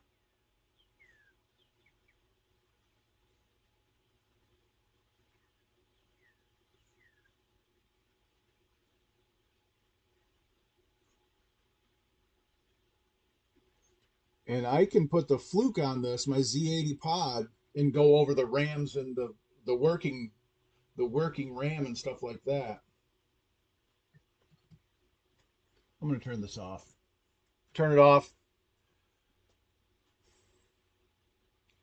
The customs should have a heatsink. At least the data custom should have a heatsink. I don't know if this data custom is any good. What I can do is I can get my Wizard of War out and I can put these custom chips in my Wizard of War and see if they're any good. So that's probably what I'm going to do. This is the kind of stuff that I do on the regular that you don't see in my regular videos is I'll take these things out, test them in one of my boards that I bought specifically for this reason. I bought that Wizard of War board set specifically for testing custom chips. And there's a lot that goes into this. We got all the maintenance done. I don't love this. I do not love this board right here. It's a piece of, this is a terrible design. Terrible.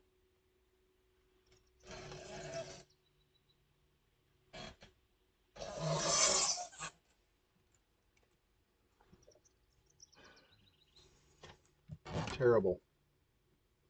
It needs to go down further. So I think what I'm going to do is I'm going to put some smaller standoffs in this so that this board will go down further on these pins. Yeah, Mojo, I'm going to put different standoffs on them. I don't think that these are cracked, but this barely goes down on there. So what I'm going to do is I'm going to remove these standoffs, and I'm going to put like 1/4 inch standoffs that screw in from the bottom in here so that this will sit down on that better and get more of a contact on these pins. I might even take a wire wheel to these pins. I don't know. I don't think I need to do that. But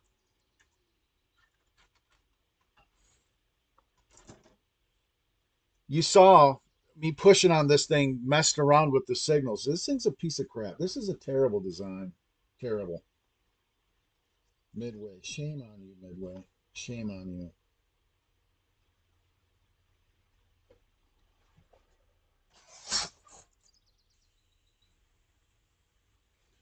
Um,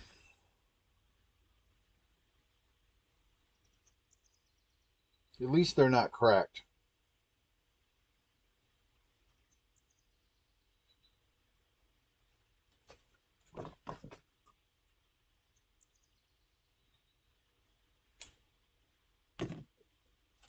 Yeah. At least they're not cracked.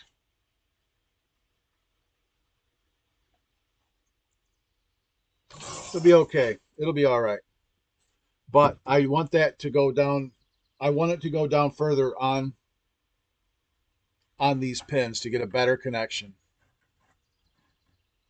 So here's what I'm going to do. Oh, this comes out here hard.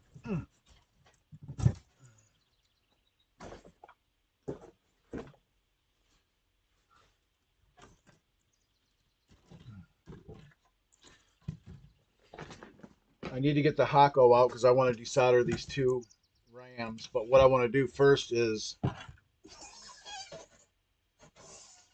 prep them to be removed.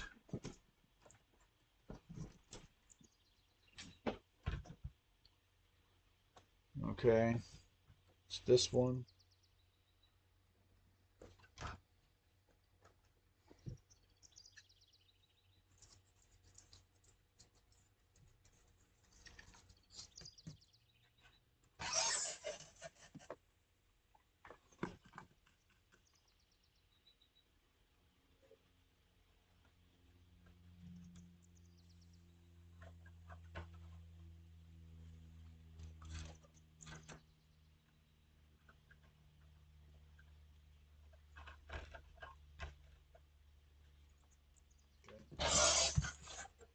And this one.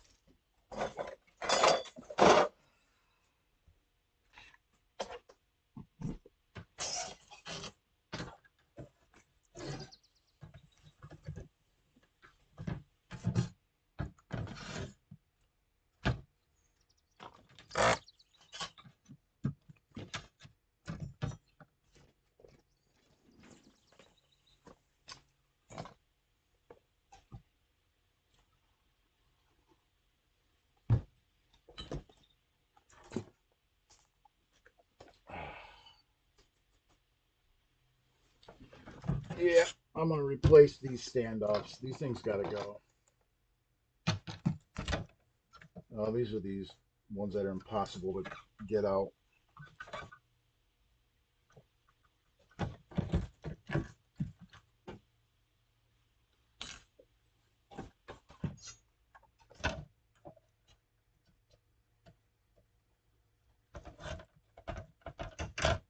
Okay. We're going to put a smaller, shorter standoff in there, 1/4 inch or something like that.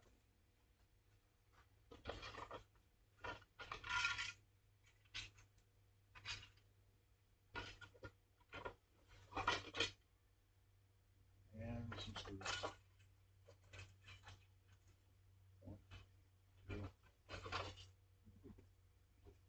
I have 3/8 inch standoffs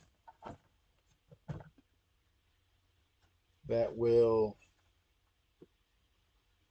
let these be plenty off of the board.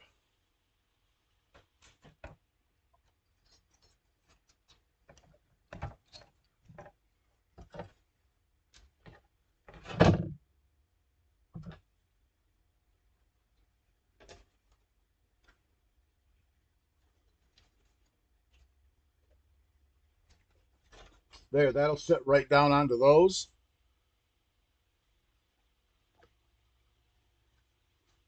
And they'll be able to be a little bit better set on these pins.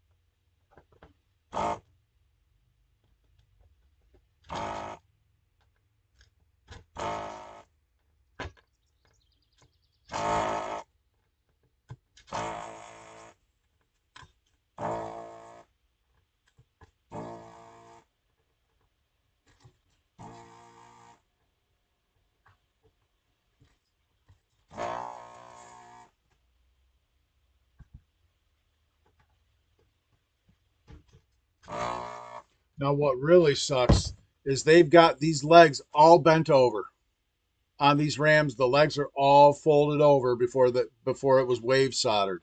So I got to put the Hako on there and straighten the legs and then desolder it.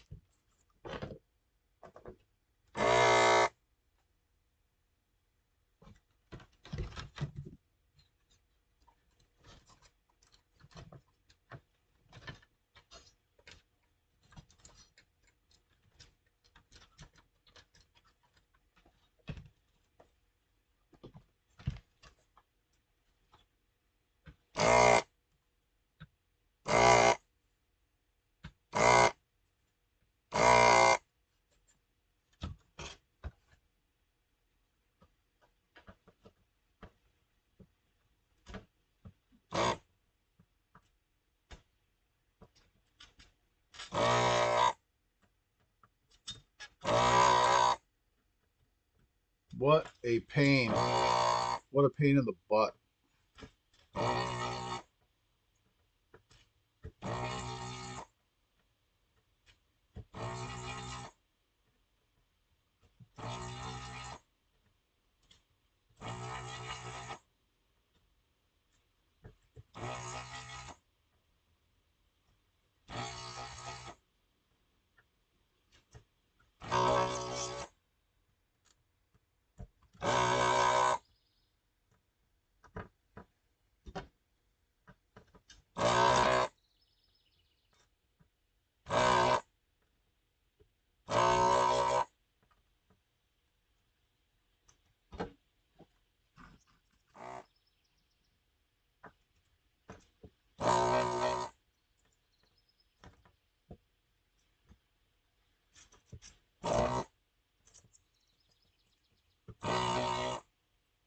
Yeah,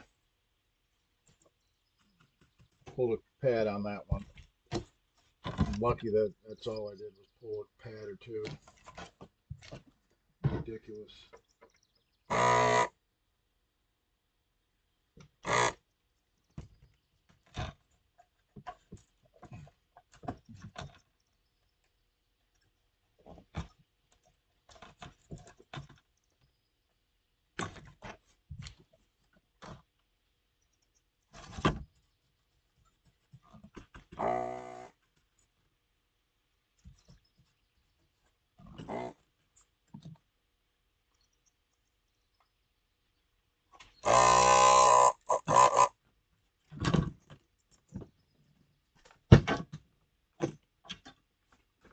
Oh, you know what I want to do while I got the Hako out?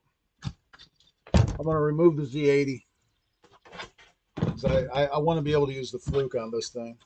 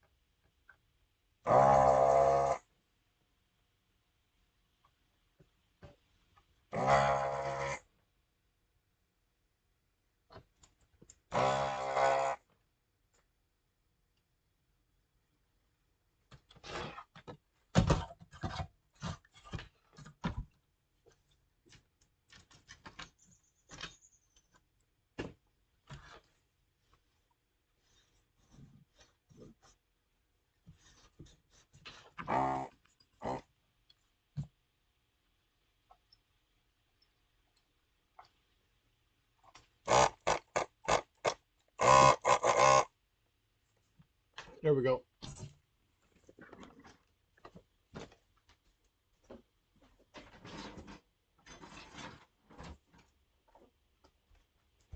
Thank you, Mr. Hako. Thank you. Thank you. Thank you very much.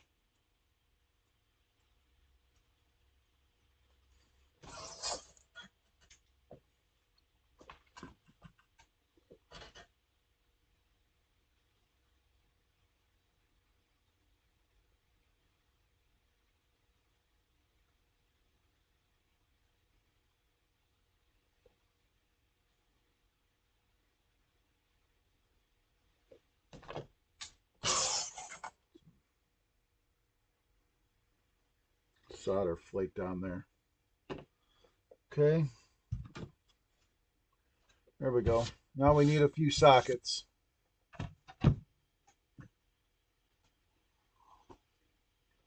.40 and 2/16.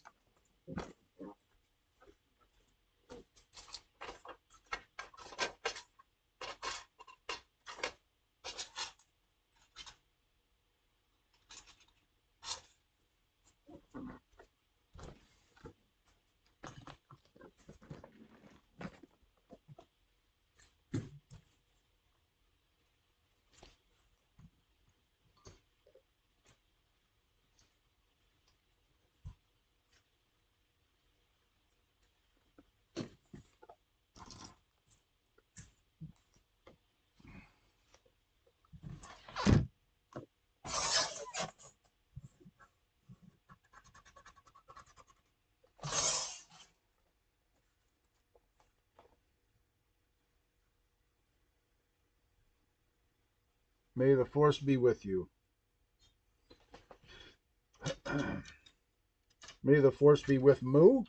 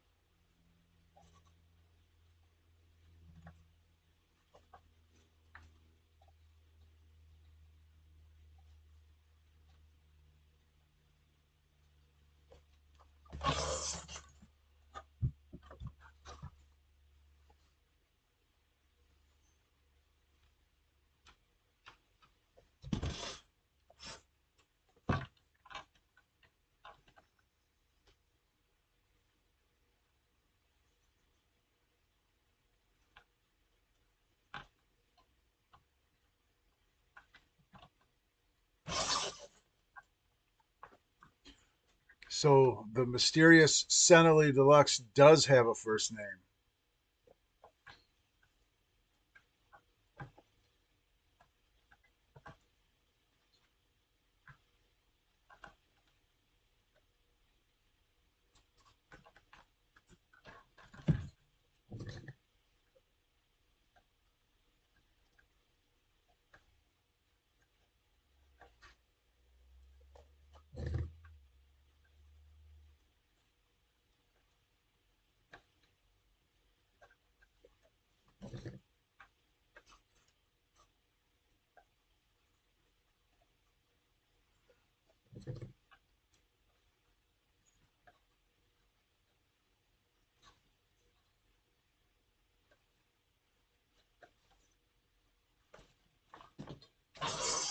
Ugh.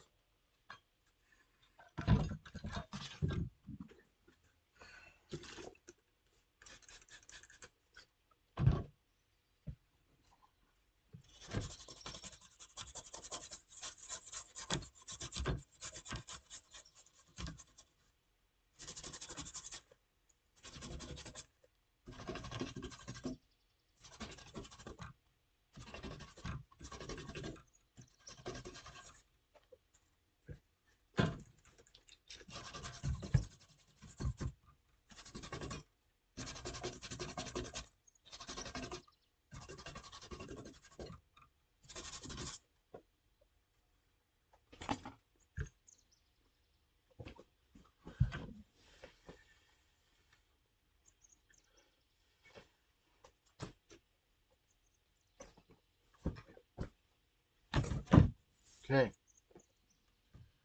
All right. I'm going to put the board set to the side because we need to do some other testing. You know what I'm going to do? This is what I'm going to do. I am going to test this customer's custom chips in my Wizard of War. So to do that, I need to get my Wizard of War test stuff.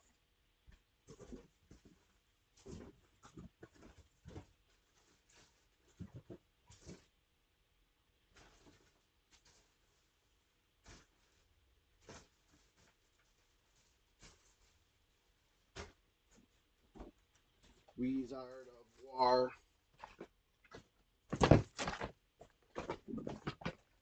Wizard of War. Ugh. Ugh. This is my Wizard of War. My Wizard of War harness.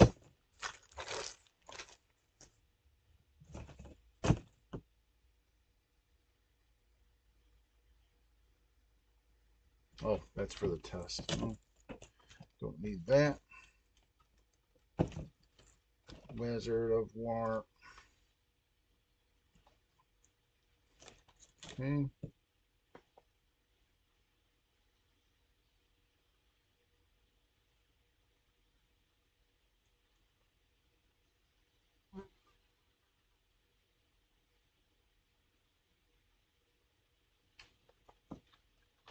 Pretty sure this is black and white video, right?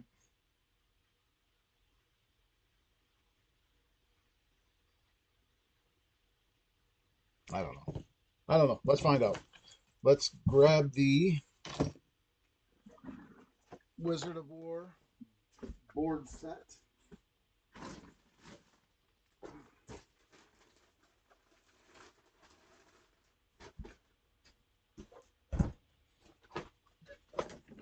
Wizard of War.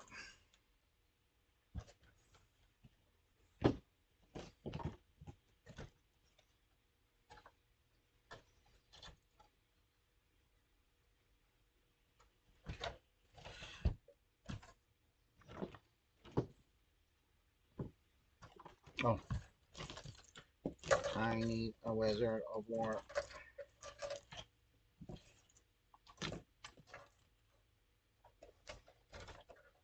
Wizard of War. Ah, ah, ah, ah.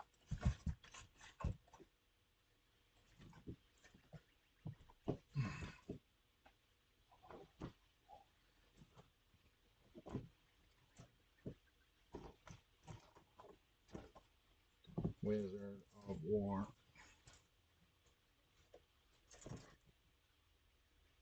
I think this is my video. We'll see. All right. Let's just plug Wizard of War in. Make sure it works.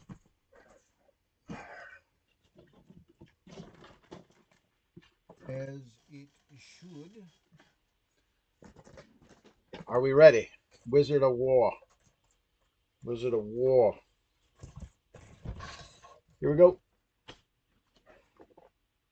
No smoke. No smoke.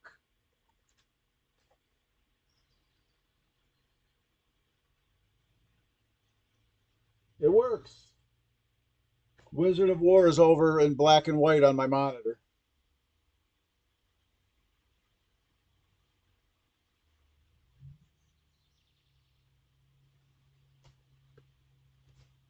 Good, good, good. Turn it off.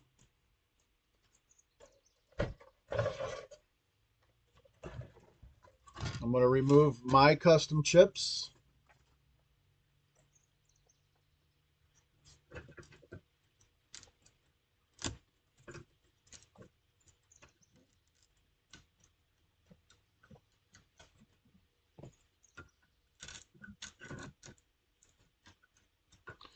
There's my data, my custom. Let me grab customers' data and custom. Data and address. I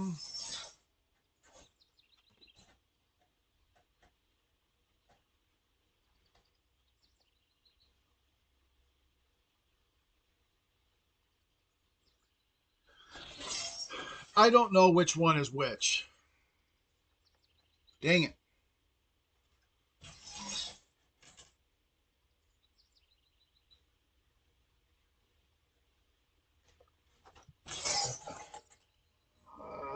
That one is marked.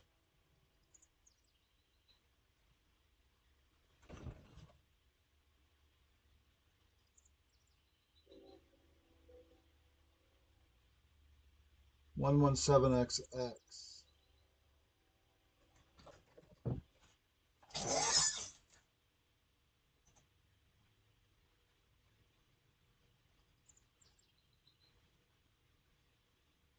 Yeah. I got to do some research. I don't know which one of these customs is which on this board. There's three. One of them's the address, one of them's the data, and one of them is the IO. And they're not marked with anything familiar to me.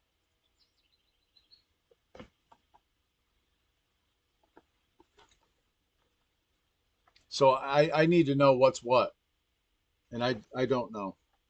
So I kind of need to look at the schematic for. I need to look at the Seawolf 2 schematic. Let me see if I got one printed. Let me see if I've got one in here. Because I did do a repair on this. Midway.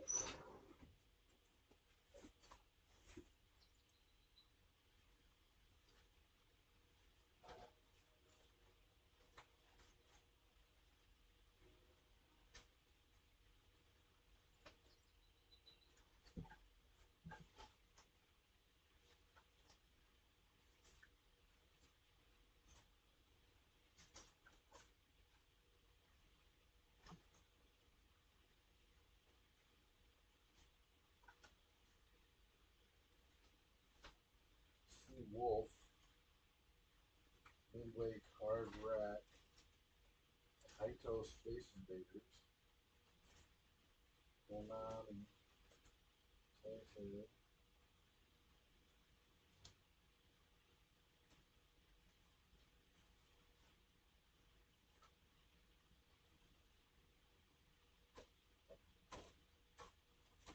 Yeah, it don't look like it. It ain't looking like it. It ain't looking like it. Let me break in the action, guys. There's a little bit of a break in the action here because I need to find out what's what. I can't just go plugging chips into and guessing. I can't do that. We cannot guess when we're dealing with these customs. So I need to know what's what. And I'm going to put heat sinks on the address and the data, assuming they're good. As long as they're good, I'll put heat sinks on them. But you know what we can do right now while we're waiting? We're not really waiting. I'm just I'm curious. I'm going to put my address custom back in the board. Back in my my Wizard of War. And we're going to test out this data chip. This custom data repro. We're going to test out that repro.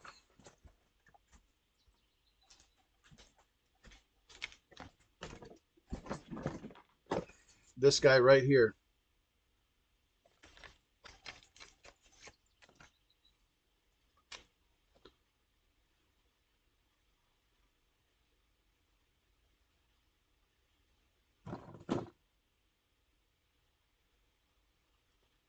Okay.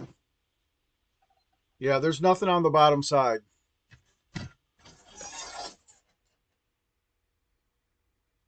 Custom data.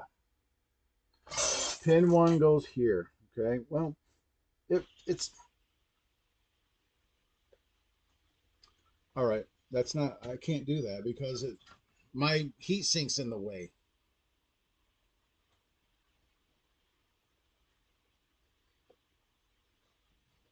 Um.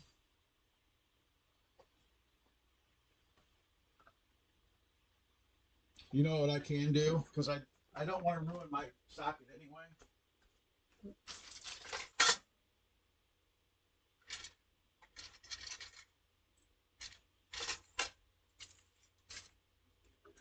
I can raise it by putting a couple of sockets in here. Because I don't want to ruin my socket in the board anyway. So I'll put 2 sockets in. I can just do 1 socket. And then this will be good to go maybe. Yeah. No, I need 1 more socket. Like that. And then put this in there.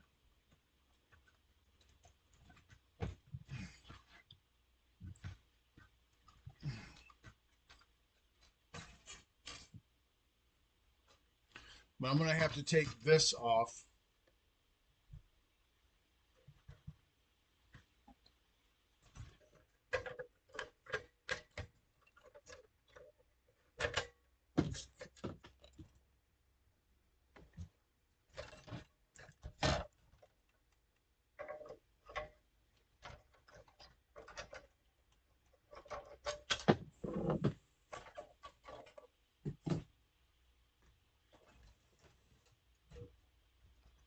And double check. It is in the right way. Double, triple check. It's in the right way. Even 1 more check. Okay, we're good. It's in the correct way. This is that data custom. And my address is in the right way.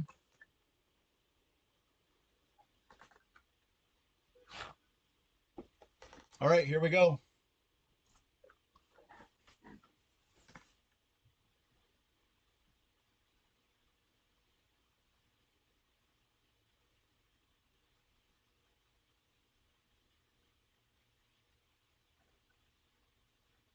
It works.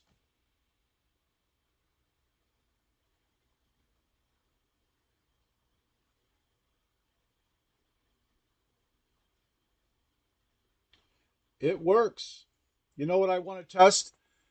The RGB outputs. Well, the color signals are outputted by the data chip as well. Right now I'm running it through black and white. I want to run it to my color monitor and make sure that it works that way. So I'm going to turn it off. I'm going to put my little color board. This is my Astrocade RGB board. This little board. I'm going to hook it up.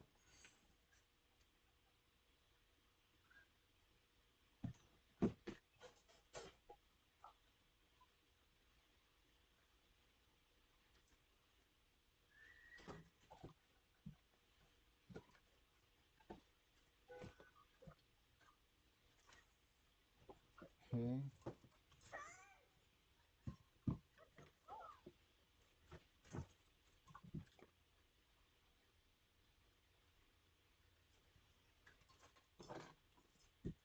Okay. And we're going to go with this monitor. And now I'm going to be sending color signals to this monitor.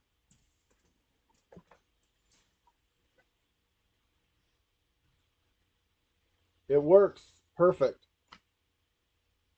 Wizard of War looks perfect in color. So that data board is good. It works. Oh wait.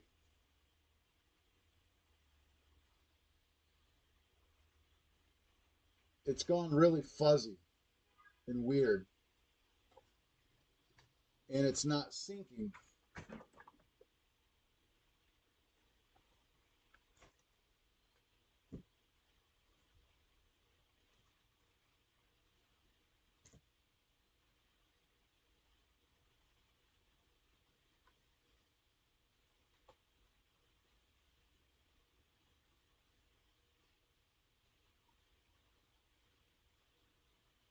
Hmm.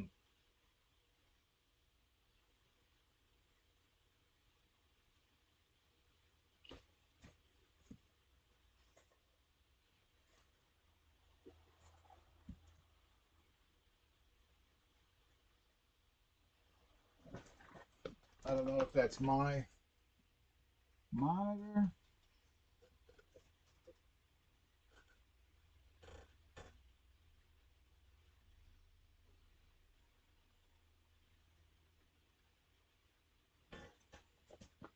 Okay, well, it won't sync vertically. It won't lock. And that's not my board because I know my board works. Negative sync. Now it's locking.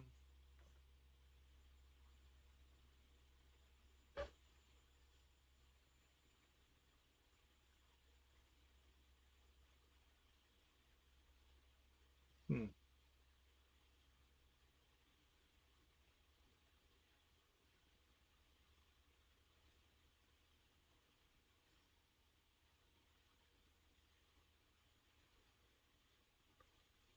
It's rolling. I wish you could see. I can't. It's just slow vertically rolling. Slowly vertically rolling. Now what I want to do is I want to put my data chip in here to make sure it's not the monitor.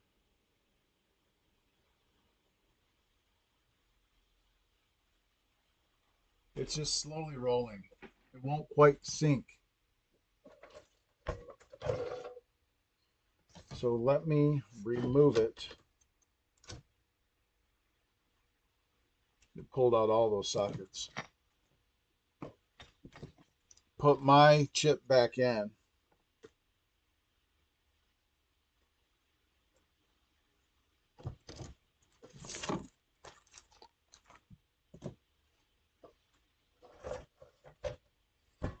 Okay.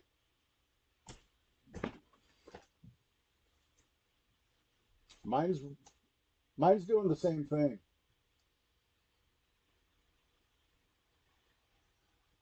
I don't think it's the chip. I think it's the the inverter board for the Nintendo monitor is just not right with this signal for whatever reason.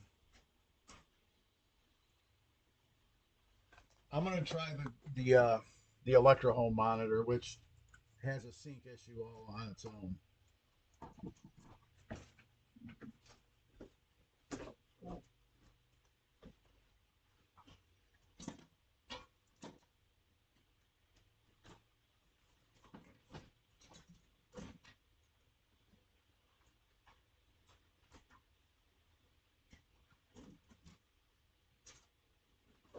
My Electro Home monitor does it's got a sync issue. I don't know, something's funky with it, but I will try it.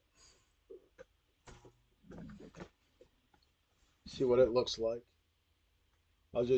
You'll just have to take my word. I'll tell you what if it's syncing or not. This one has a hard time. This monitor's kind of crapped out. It won't sync anymore. Something not right with it.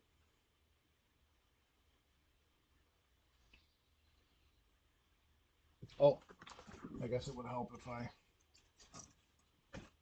put the signal to it.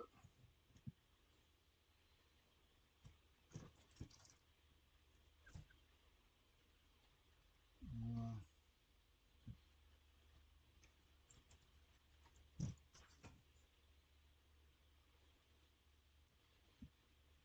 yeah, it's just not syncing. This thing won't sync. This stupid monitor won't sync. But but it looks perfect.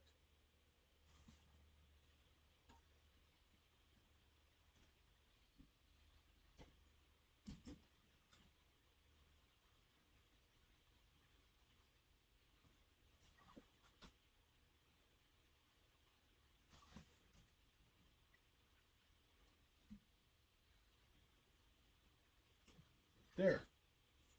I actually got it to sync. Yeah, the data chip is good.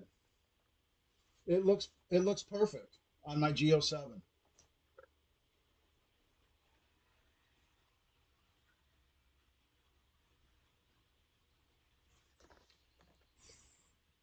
I'm gonna try picking this laptop up and bringing it this way so that you maybe can see it.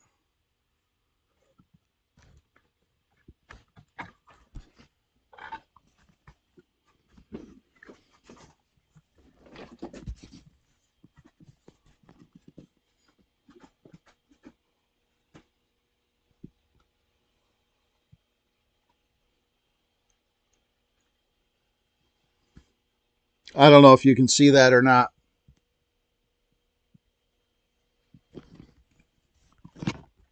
You'll have to let me know if you saw that. That's about as good as I can do.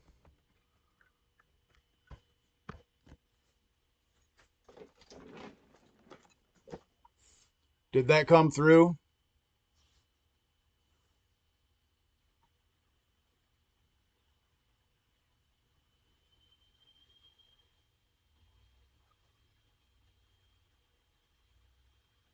Did you guys see that?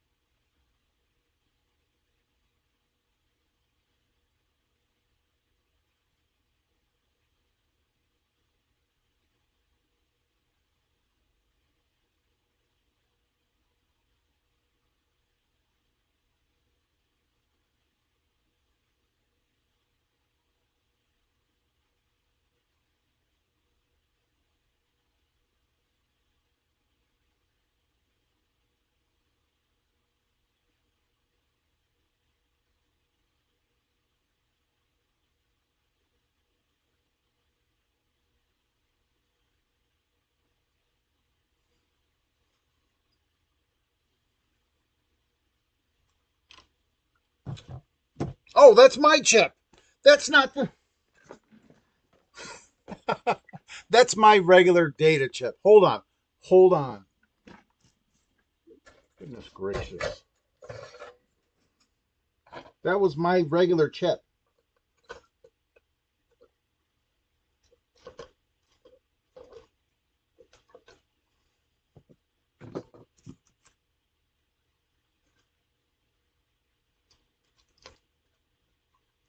Okay, here's.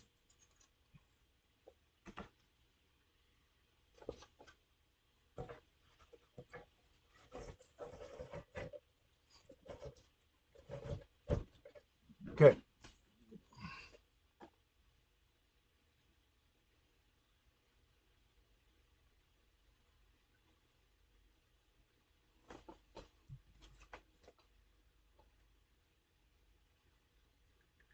New video time.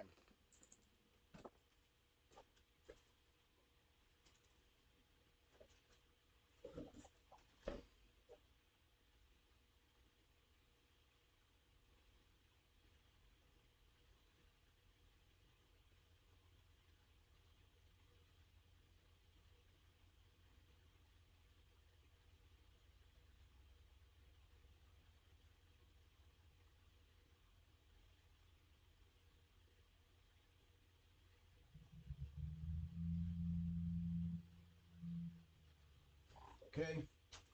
It looks perfect.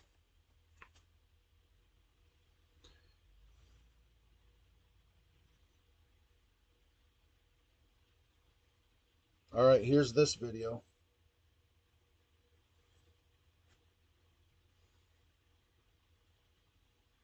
Here's what it looks like.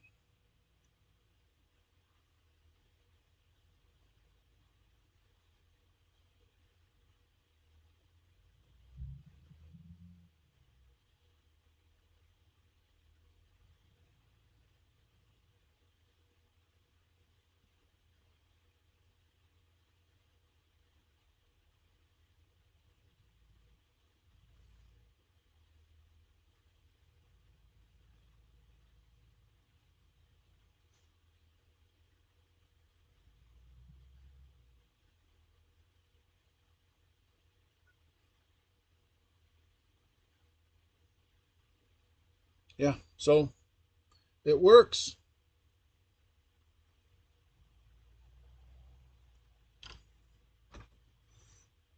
And just so, I mean, I made two videos, one with my,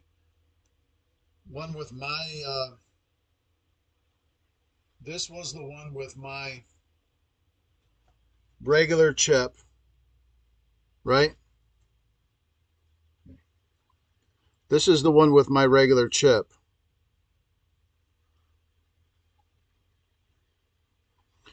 And this is the other one. So that's the first one I did. That's the second one I did. So yeah, it's all good. This thing works. It works. How about that?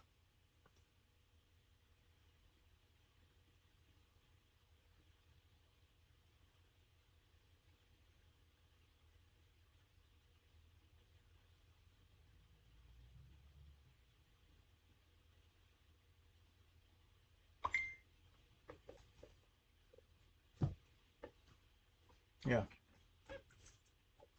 it works. Excellent.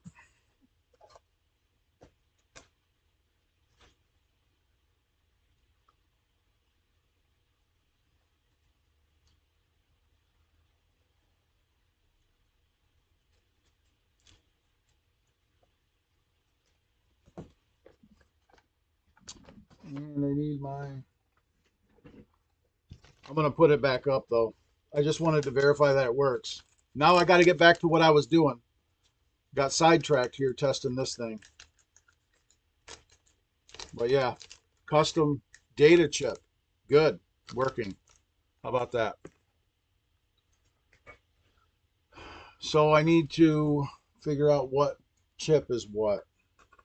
Which one is which.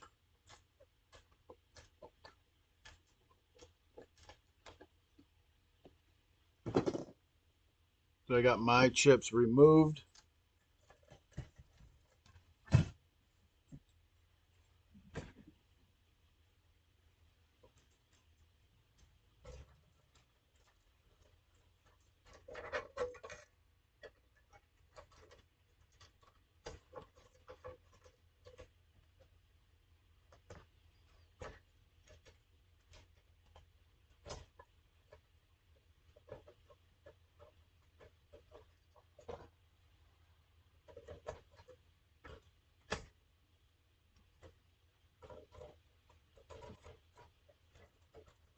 So guys, somebody has recreated the data chip for Bally Astrocades, and we don't know who it is.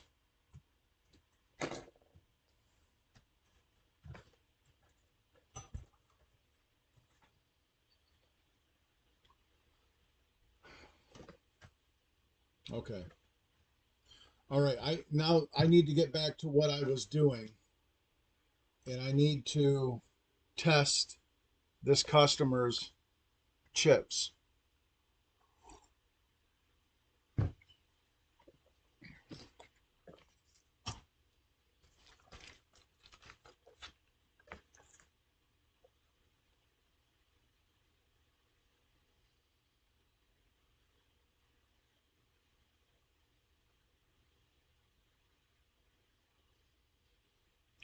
How am I going to dump the IC? I'm not going to remove it from the chip, or I'm not going to remove it from the board.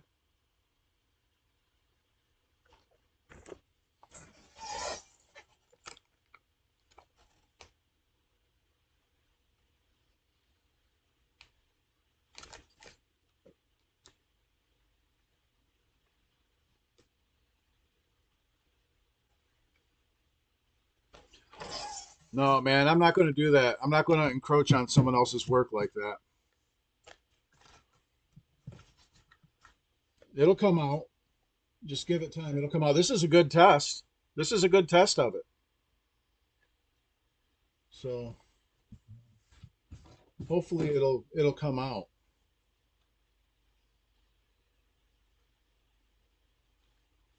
All right. Okie dokie. Um. All right. I'm gonna go away for a little bit. I need to go over to my other computer and I need to pull this manual and schematic, and I need to find out which one of these is which is the data and all that. So I'm gonna do that really quick. Give me about 5 minutes or so, and then I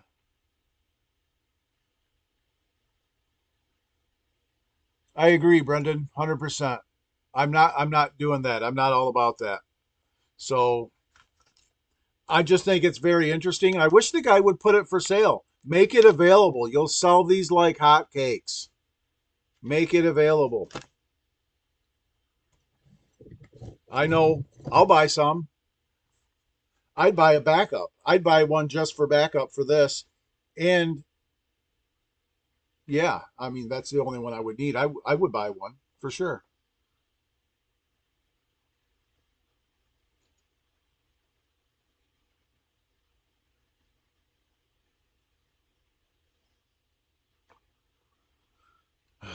All right. Yeah, give me 5 minutes. I'm going to go do some research on this, find out which custom is which, and then I'll be back. Right back. Talks amongst yourself. Talk amongst yourself.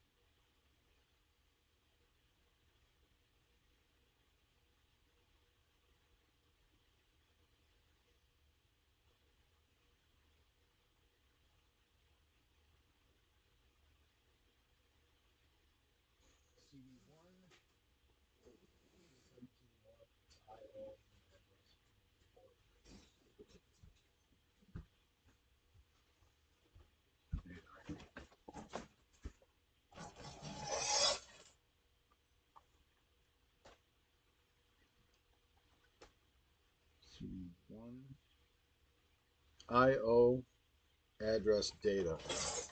Okay, I know which ones are which. IO address. IO address data.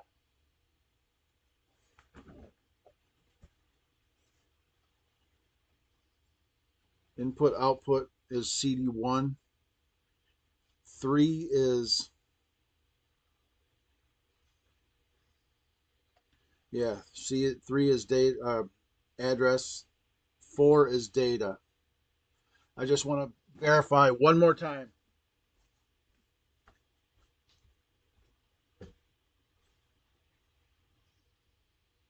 One is IO address is 3. Data is 4. Okay, we got it. IO address data. You know what I want to do is I want to get out my labeler, my label maker.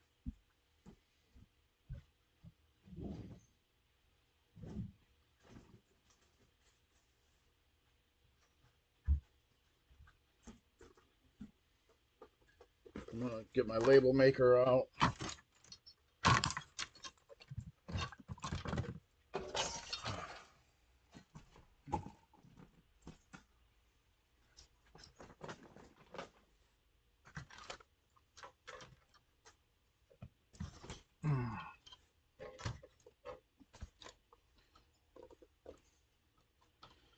I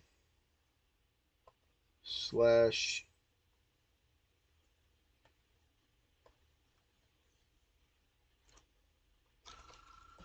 IO.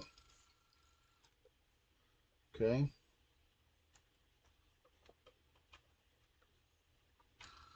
Address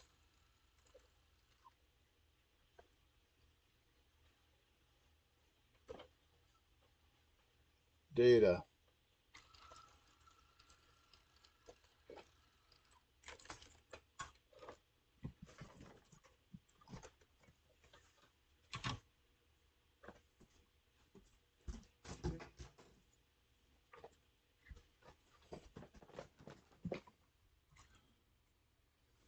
IO address and data. I gotta label these.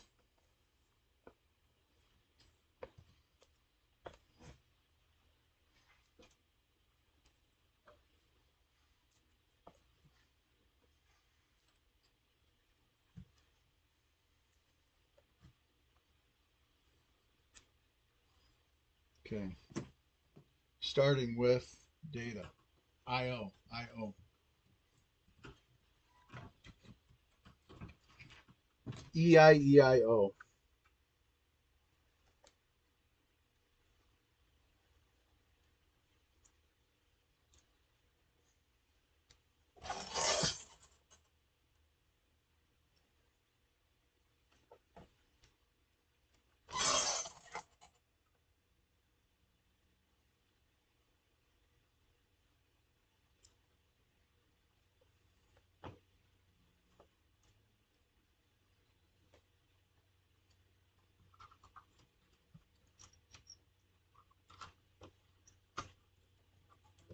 Oh, these sockets suck.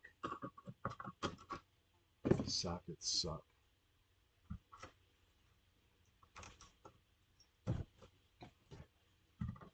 This is the address.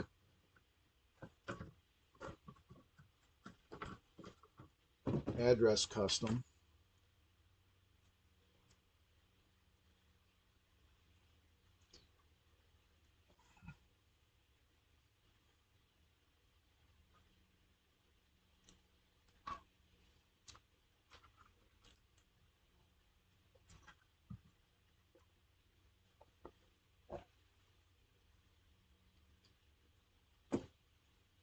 I'm just putting it on the inside,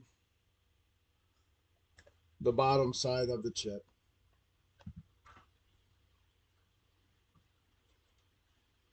Okay, and then data.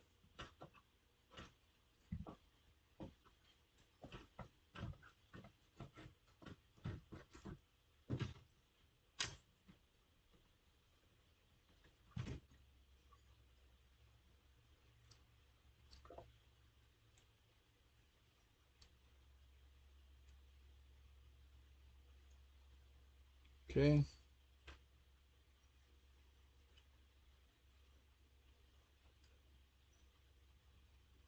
There, that one's labeled data. And then I'm going to use my marker to put a big D on here for data, and an A here.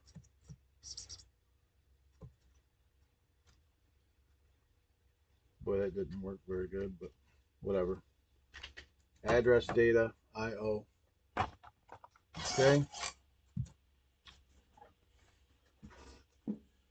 Now I'm going to put customers' chips in my board. This is address and data, making sure that they're in the right polarity, of course. Okay. So we have data, address, address and data. So now I will fire it up.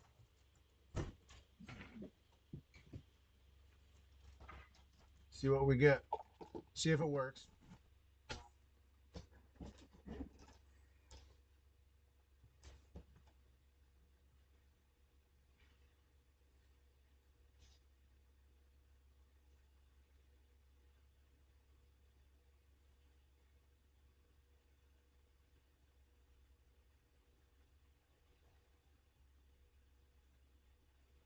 They work.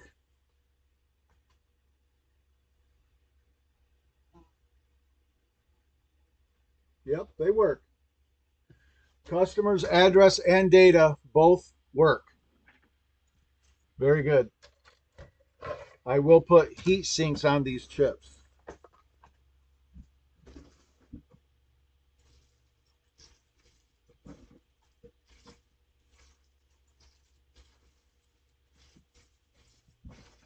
If I can find the heat sinks, there they are. I got these low profile aluminum heat sinks, and I'm going to put one on each of these. Keep it a little bit cooler.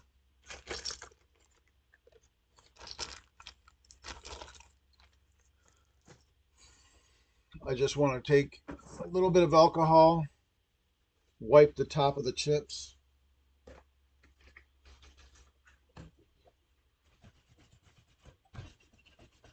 That's why I put the sticker on the bottom side of the chip.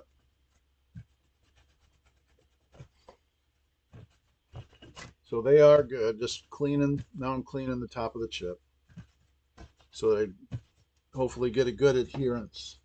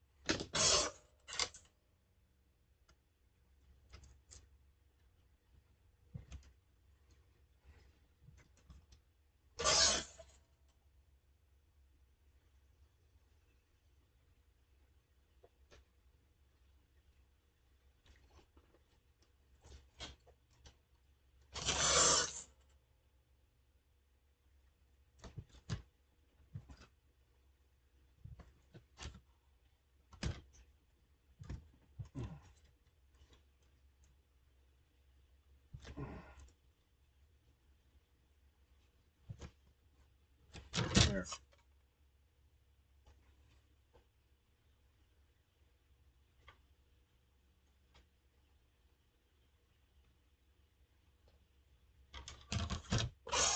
Nice heat sinks. And I've got the sticker on the bottom side of the chips, so I know which is which. So there you go. That's that. Now I need to test. I need to test the I/O chip. So if the I/O chip is not good, it won't boot. So I need to test that.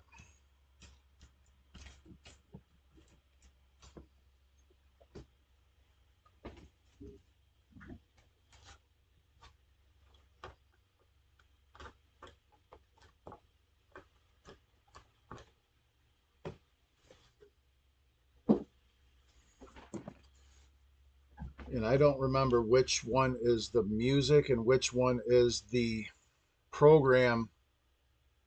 One of these, Wizard of War has two of those customs. The game will boot if the bad one is in one of the slots, but it will not boot if it's in the other. So I'm just going to have to swap them.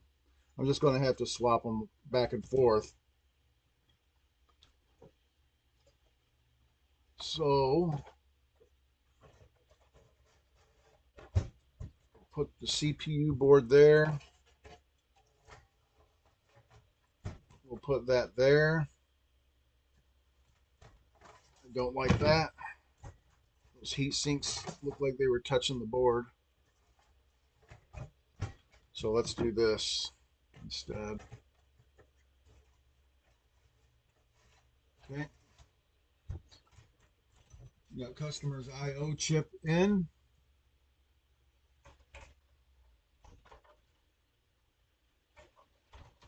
And see if it'll boot. And if it boots, I'm going to swap the two. I'm going to swap the two customs. And then try it again.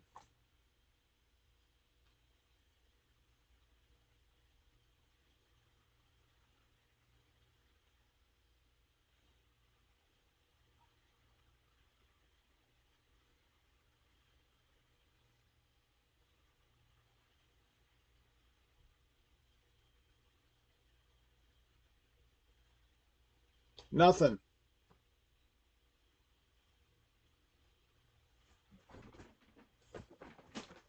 No boot. Nothing. Totally black screen. Totally dark black screen.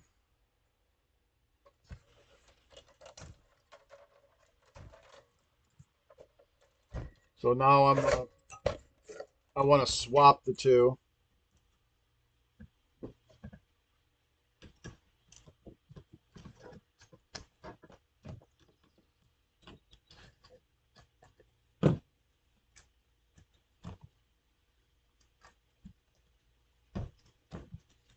Put it back in.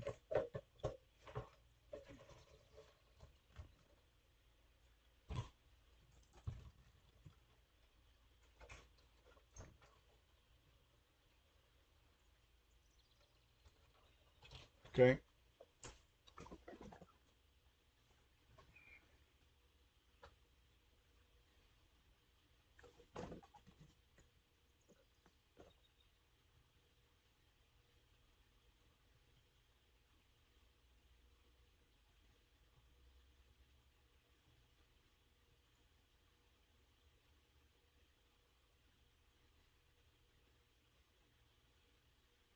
Nothing. No video.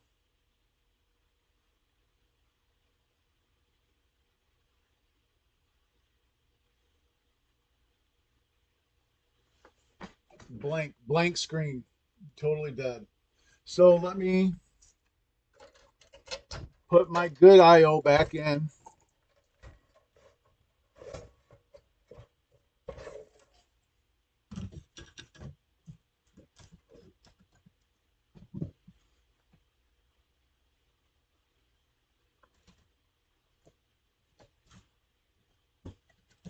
Okay. I got my I/O chip back in the board.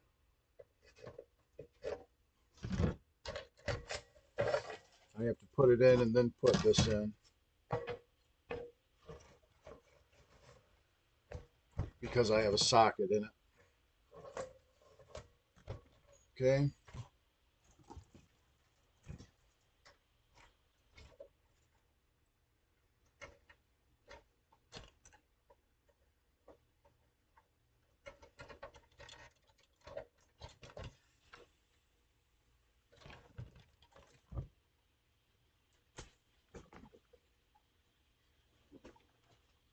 Okay.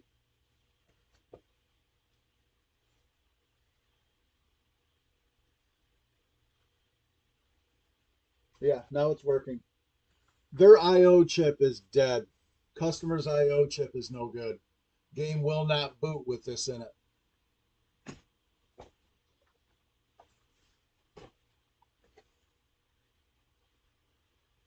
That's unfortunate.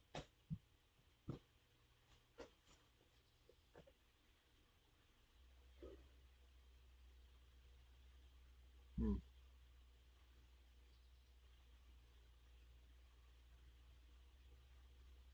Yeah.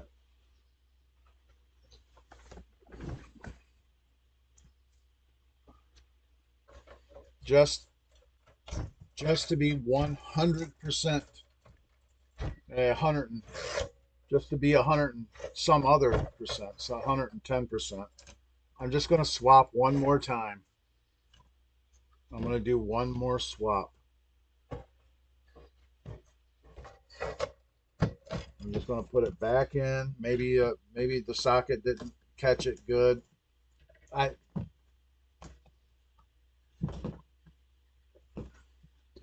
kind of give the legs a little bit of a bend so that they'll. Let's just try it one more time. If it fails again, then I know it's no good. The chip is bad.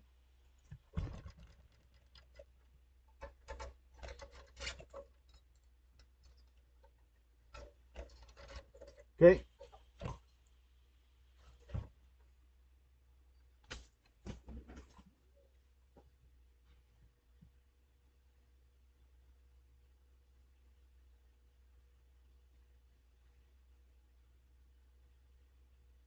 It's working.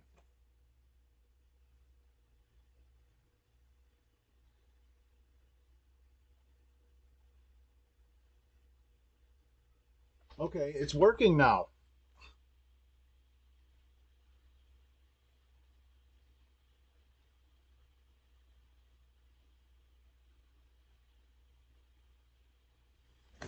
Okay. The thing, I had not replaced those sockets on this board. So, and I bent the legs, and obviously it made a difference. I don't know. I'm going to swap sides. I'm going to put the IO in the other socket now. Ridiculous. And make sure they're. And if it boots this time, I'm going to call it good.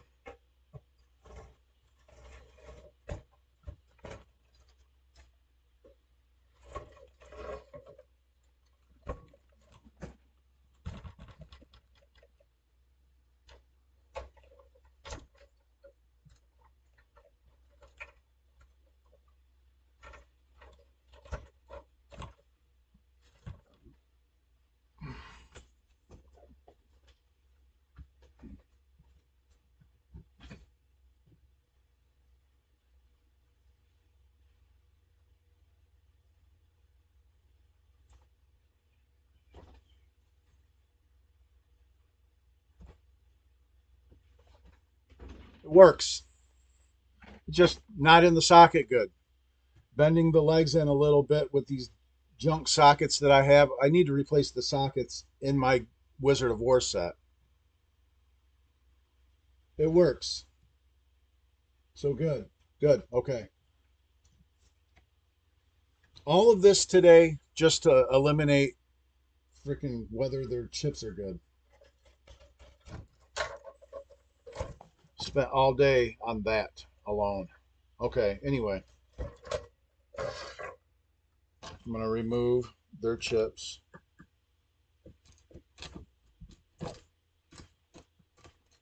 Customers' chips.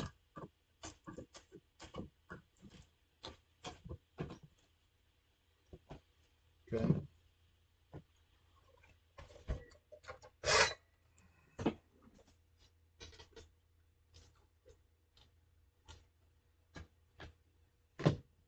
You know, I might as well put a heat sink on their IO chip too. You know,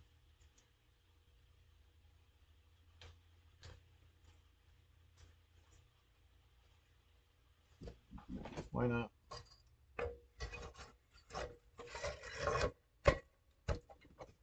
Why not? Let me put my chips back in. I can put my board set up. I can put this board set away.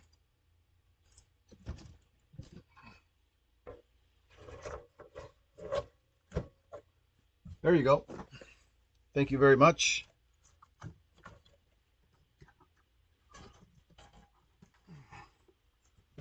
Thank you, Mr. Wizard of War board set.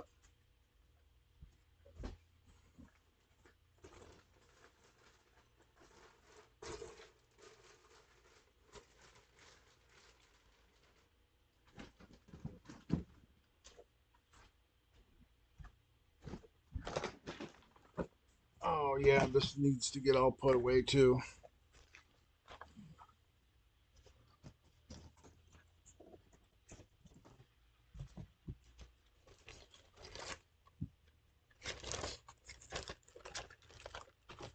All of my Midway Astrocade stuff.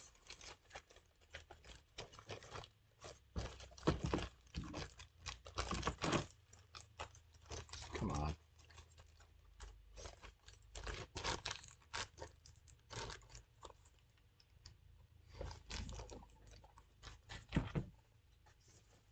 And my Wizard of War stuff.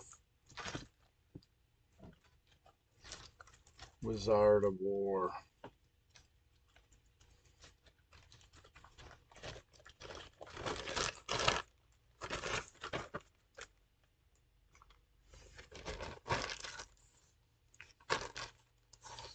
Okay, go put this stuff up.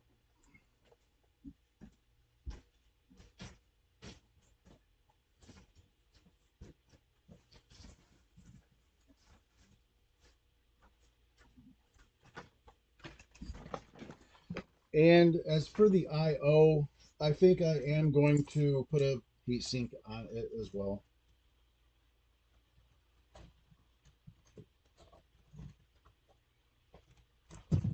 Just need to lift the sticker, put it on the bottom. I/O.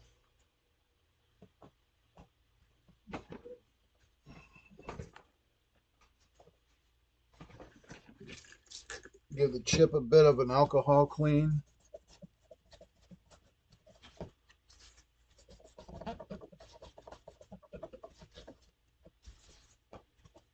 Okay.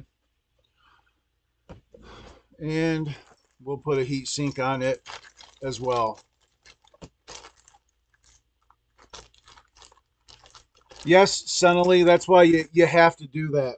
You have to figure out if your customs are good or not. Otherwise, you're wasting your time.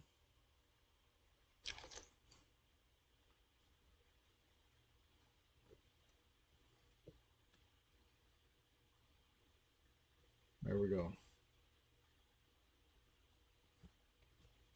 There we go. I/O. Data. Address.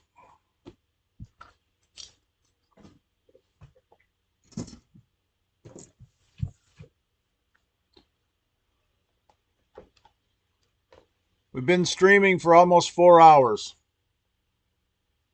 Where's my coffee?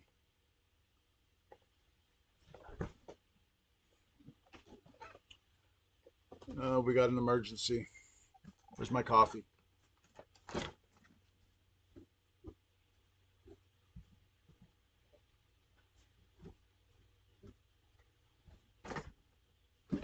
All right.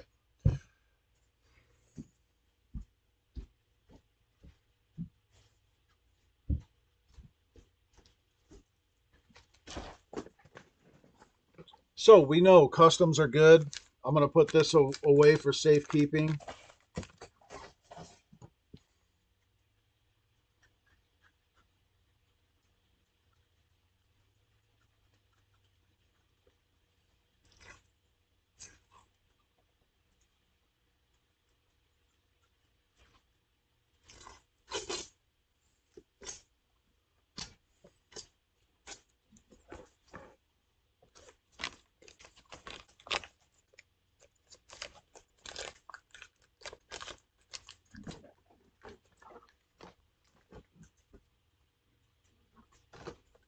Okay.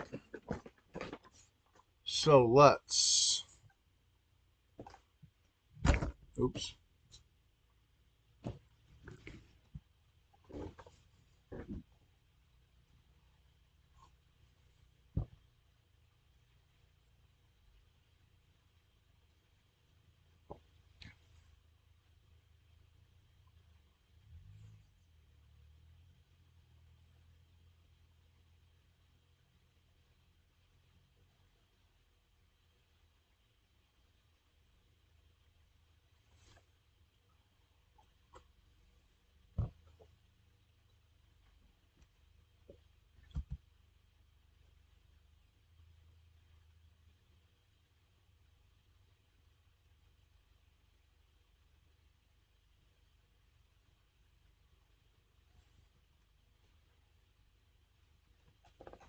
All right.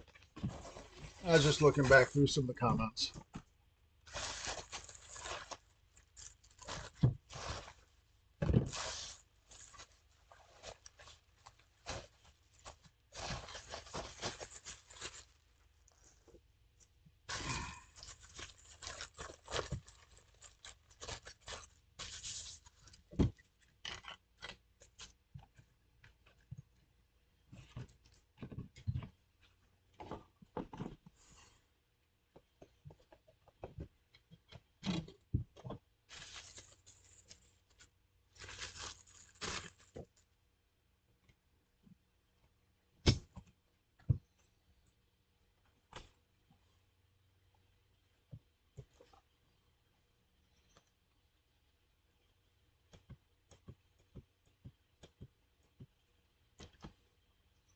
"4027 test."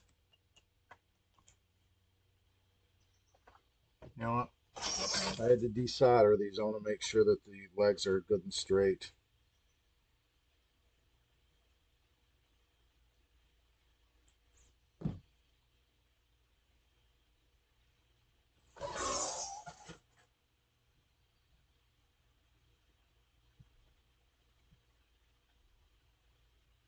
Yeah, that one clearly says it's bad.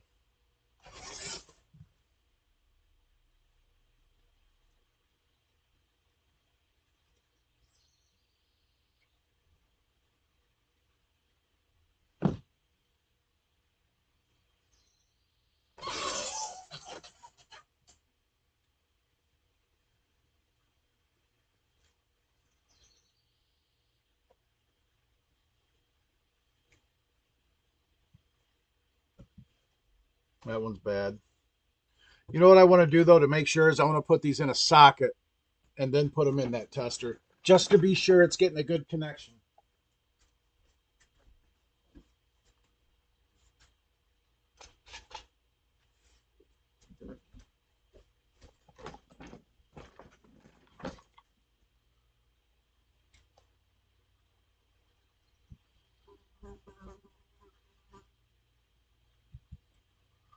Oops. Yeah, that's definitely bad.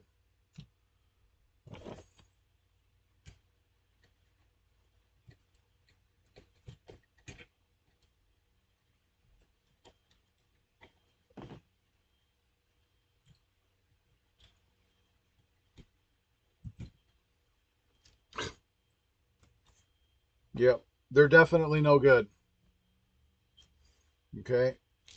How many more are bad in that board is the question. Hopefully it's just these two. So I'll go ahead, turn this off. So we definitely had two bad RAM chips.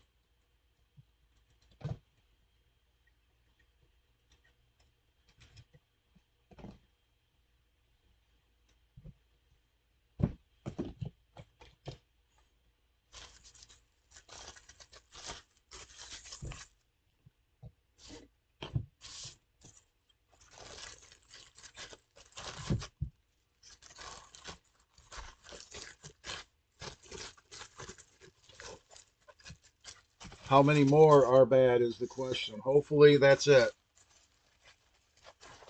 We shall see.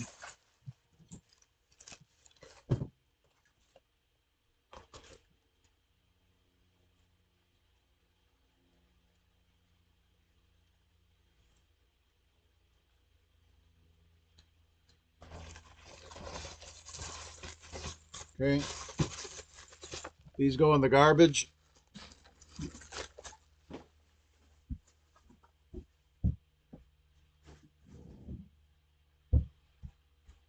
Grab two more.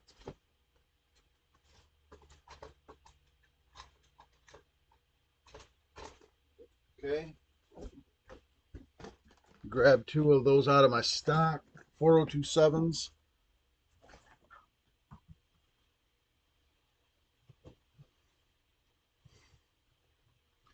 These ones are nice ceramic.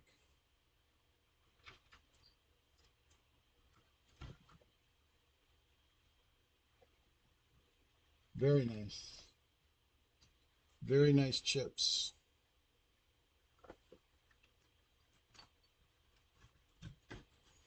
Okay.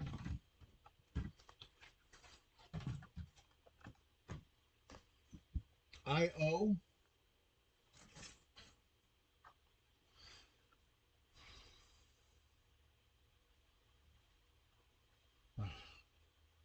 I got to replace these sockets. I have to replace these. These are garbage. I'm not bothering with it. I'm not going to bother with those. These sockets are trash. I probably need to replace them on here too.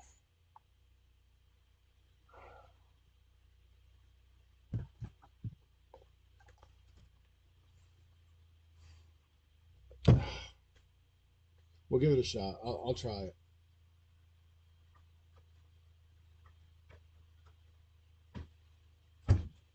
IO data.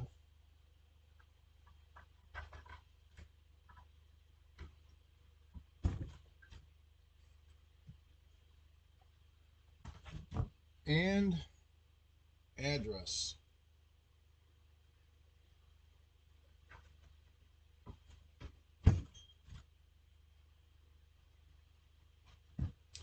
Z80.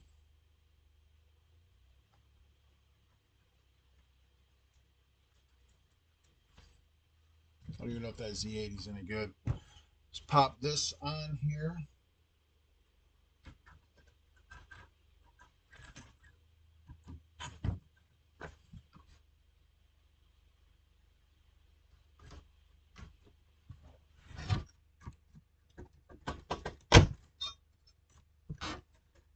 And that's much better.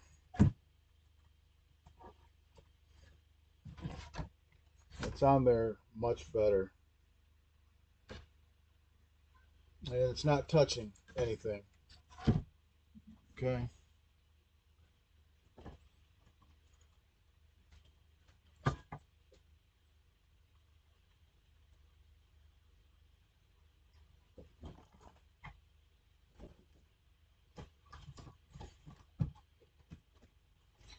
I'm going to go ahead and fire this thing up and we're going to see if it's doing anything. I got to switch over to back over to the black and white power.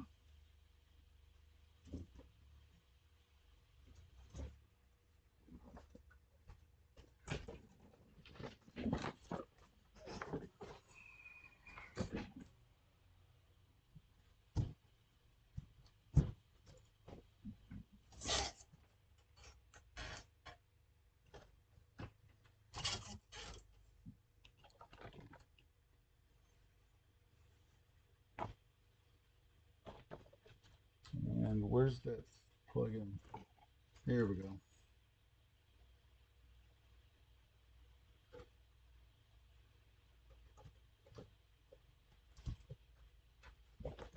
Okay. I'm going to give it another shot.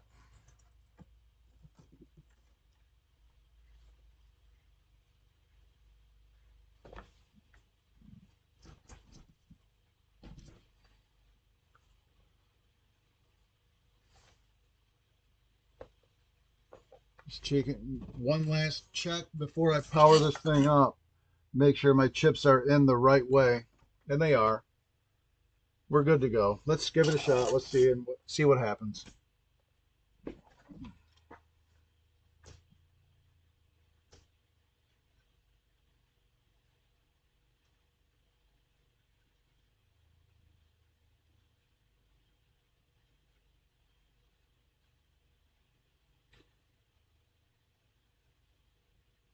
Still not working.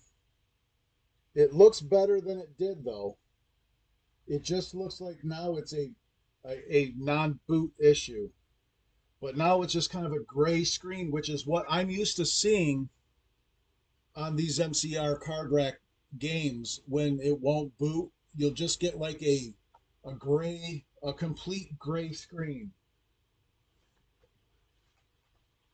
with almost like a wavy pattern throughout it. So that's what I'm seeing right now. So that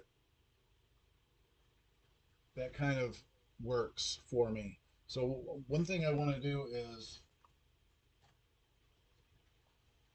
I want to put a new Z80 in it and see if that does any good. I want to replace the Z80 and see if it is a bad CPU.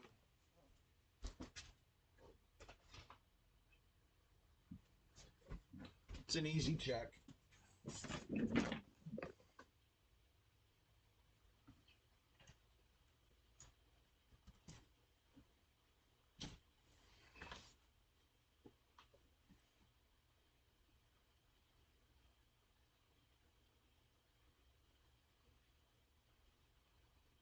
It's still not working, but it's doing a lot more. It looks like it's actually working without sync. It's hard to explain. It's doing some weird stuff. It's doing a lot of really weird stuff. And the screen's going up and down. Now I don't know, it's weird. I really need to get another camera so that I can have a camera focused in on the monitor because I can't really explain what I'm seeing. Okay, so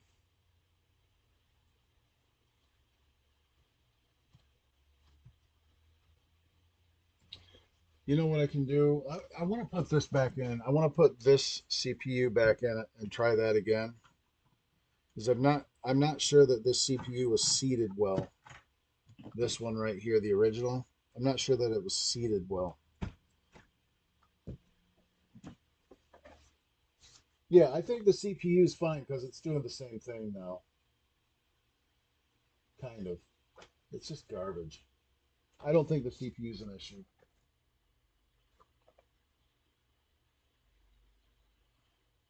But the next thing I want to do, now that I've got some of the question marks out of the way, is I want to use the fluke. I want to put the fluke on this thing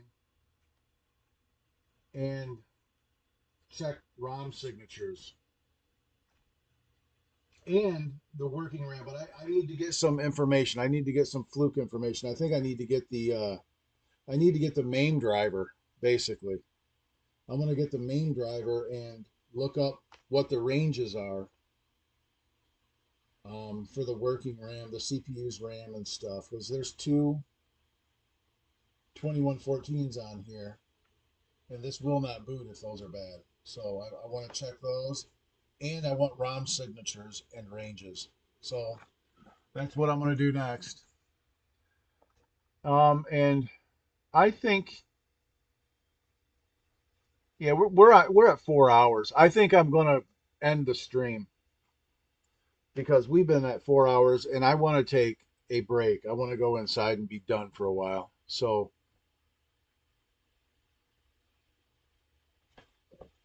I'm going to go ahead and end it, fellas.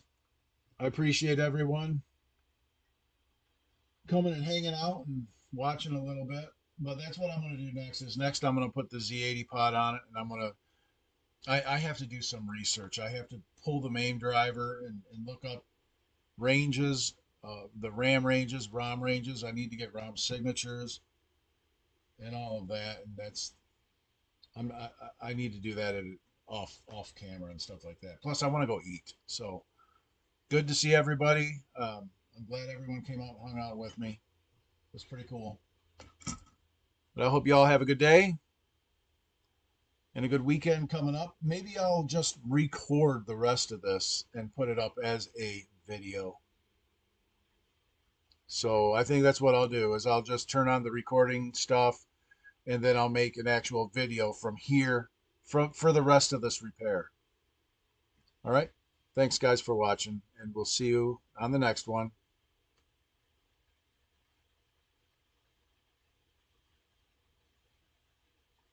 Yeah, I know, Sonny. I feel you. I feel like we stumbled upon something top secret that we might have some secret service coming up on us. I don't know. It's weird. We'll see you guys. Take care. See you on the next video or stream or whatever.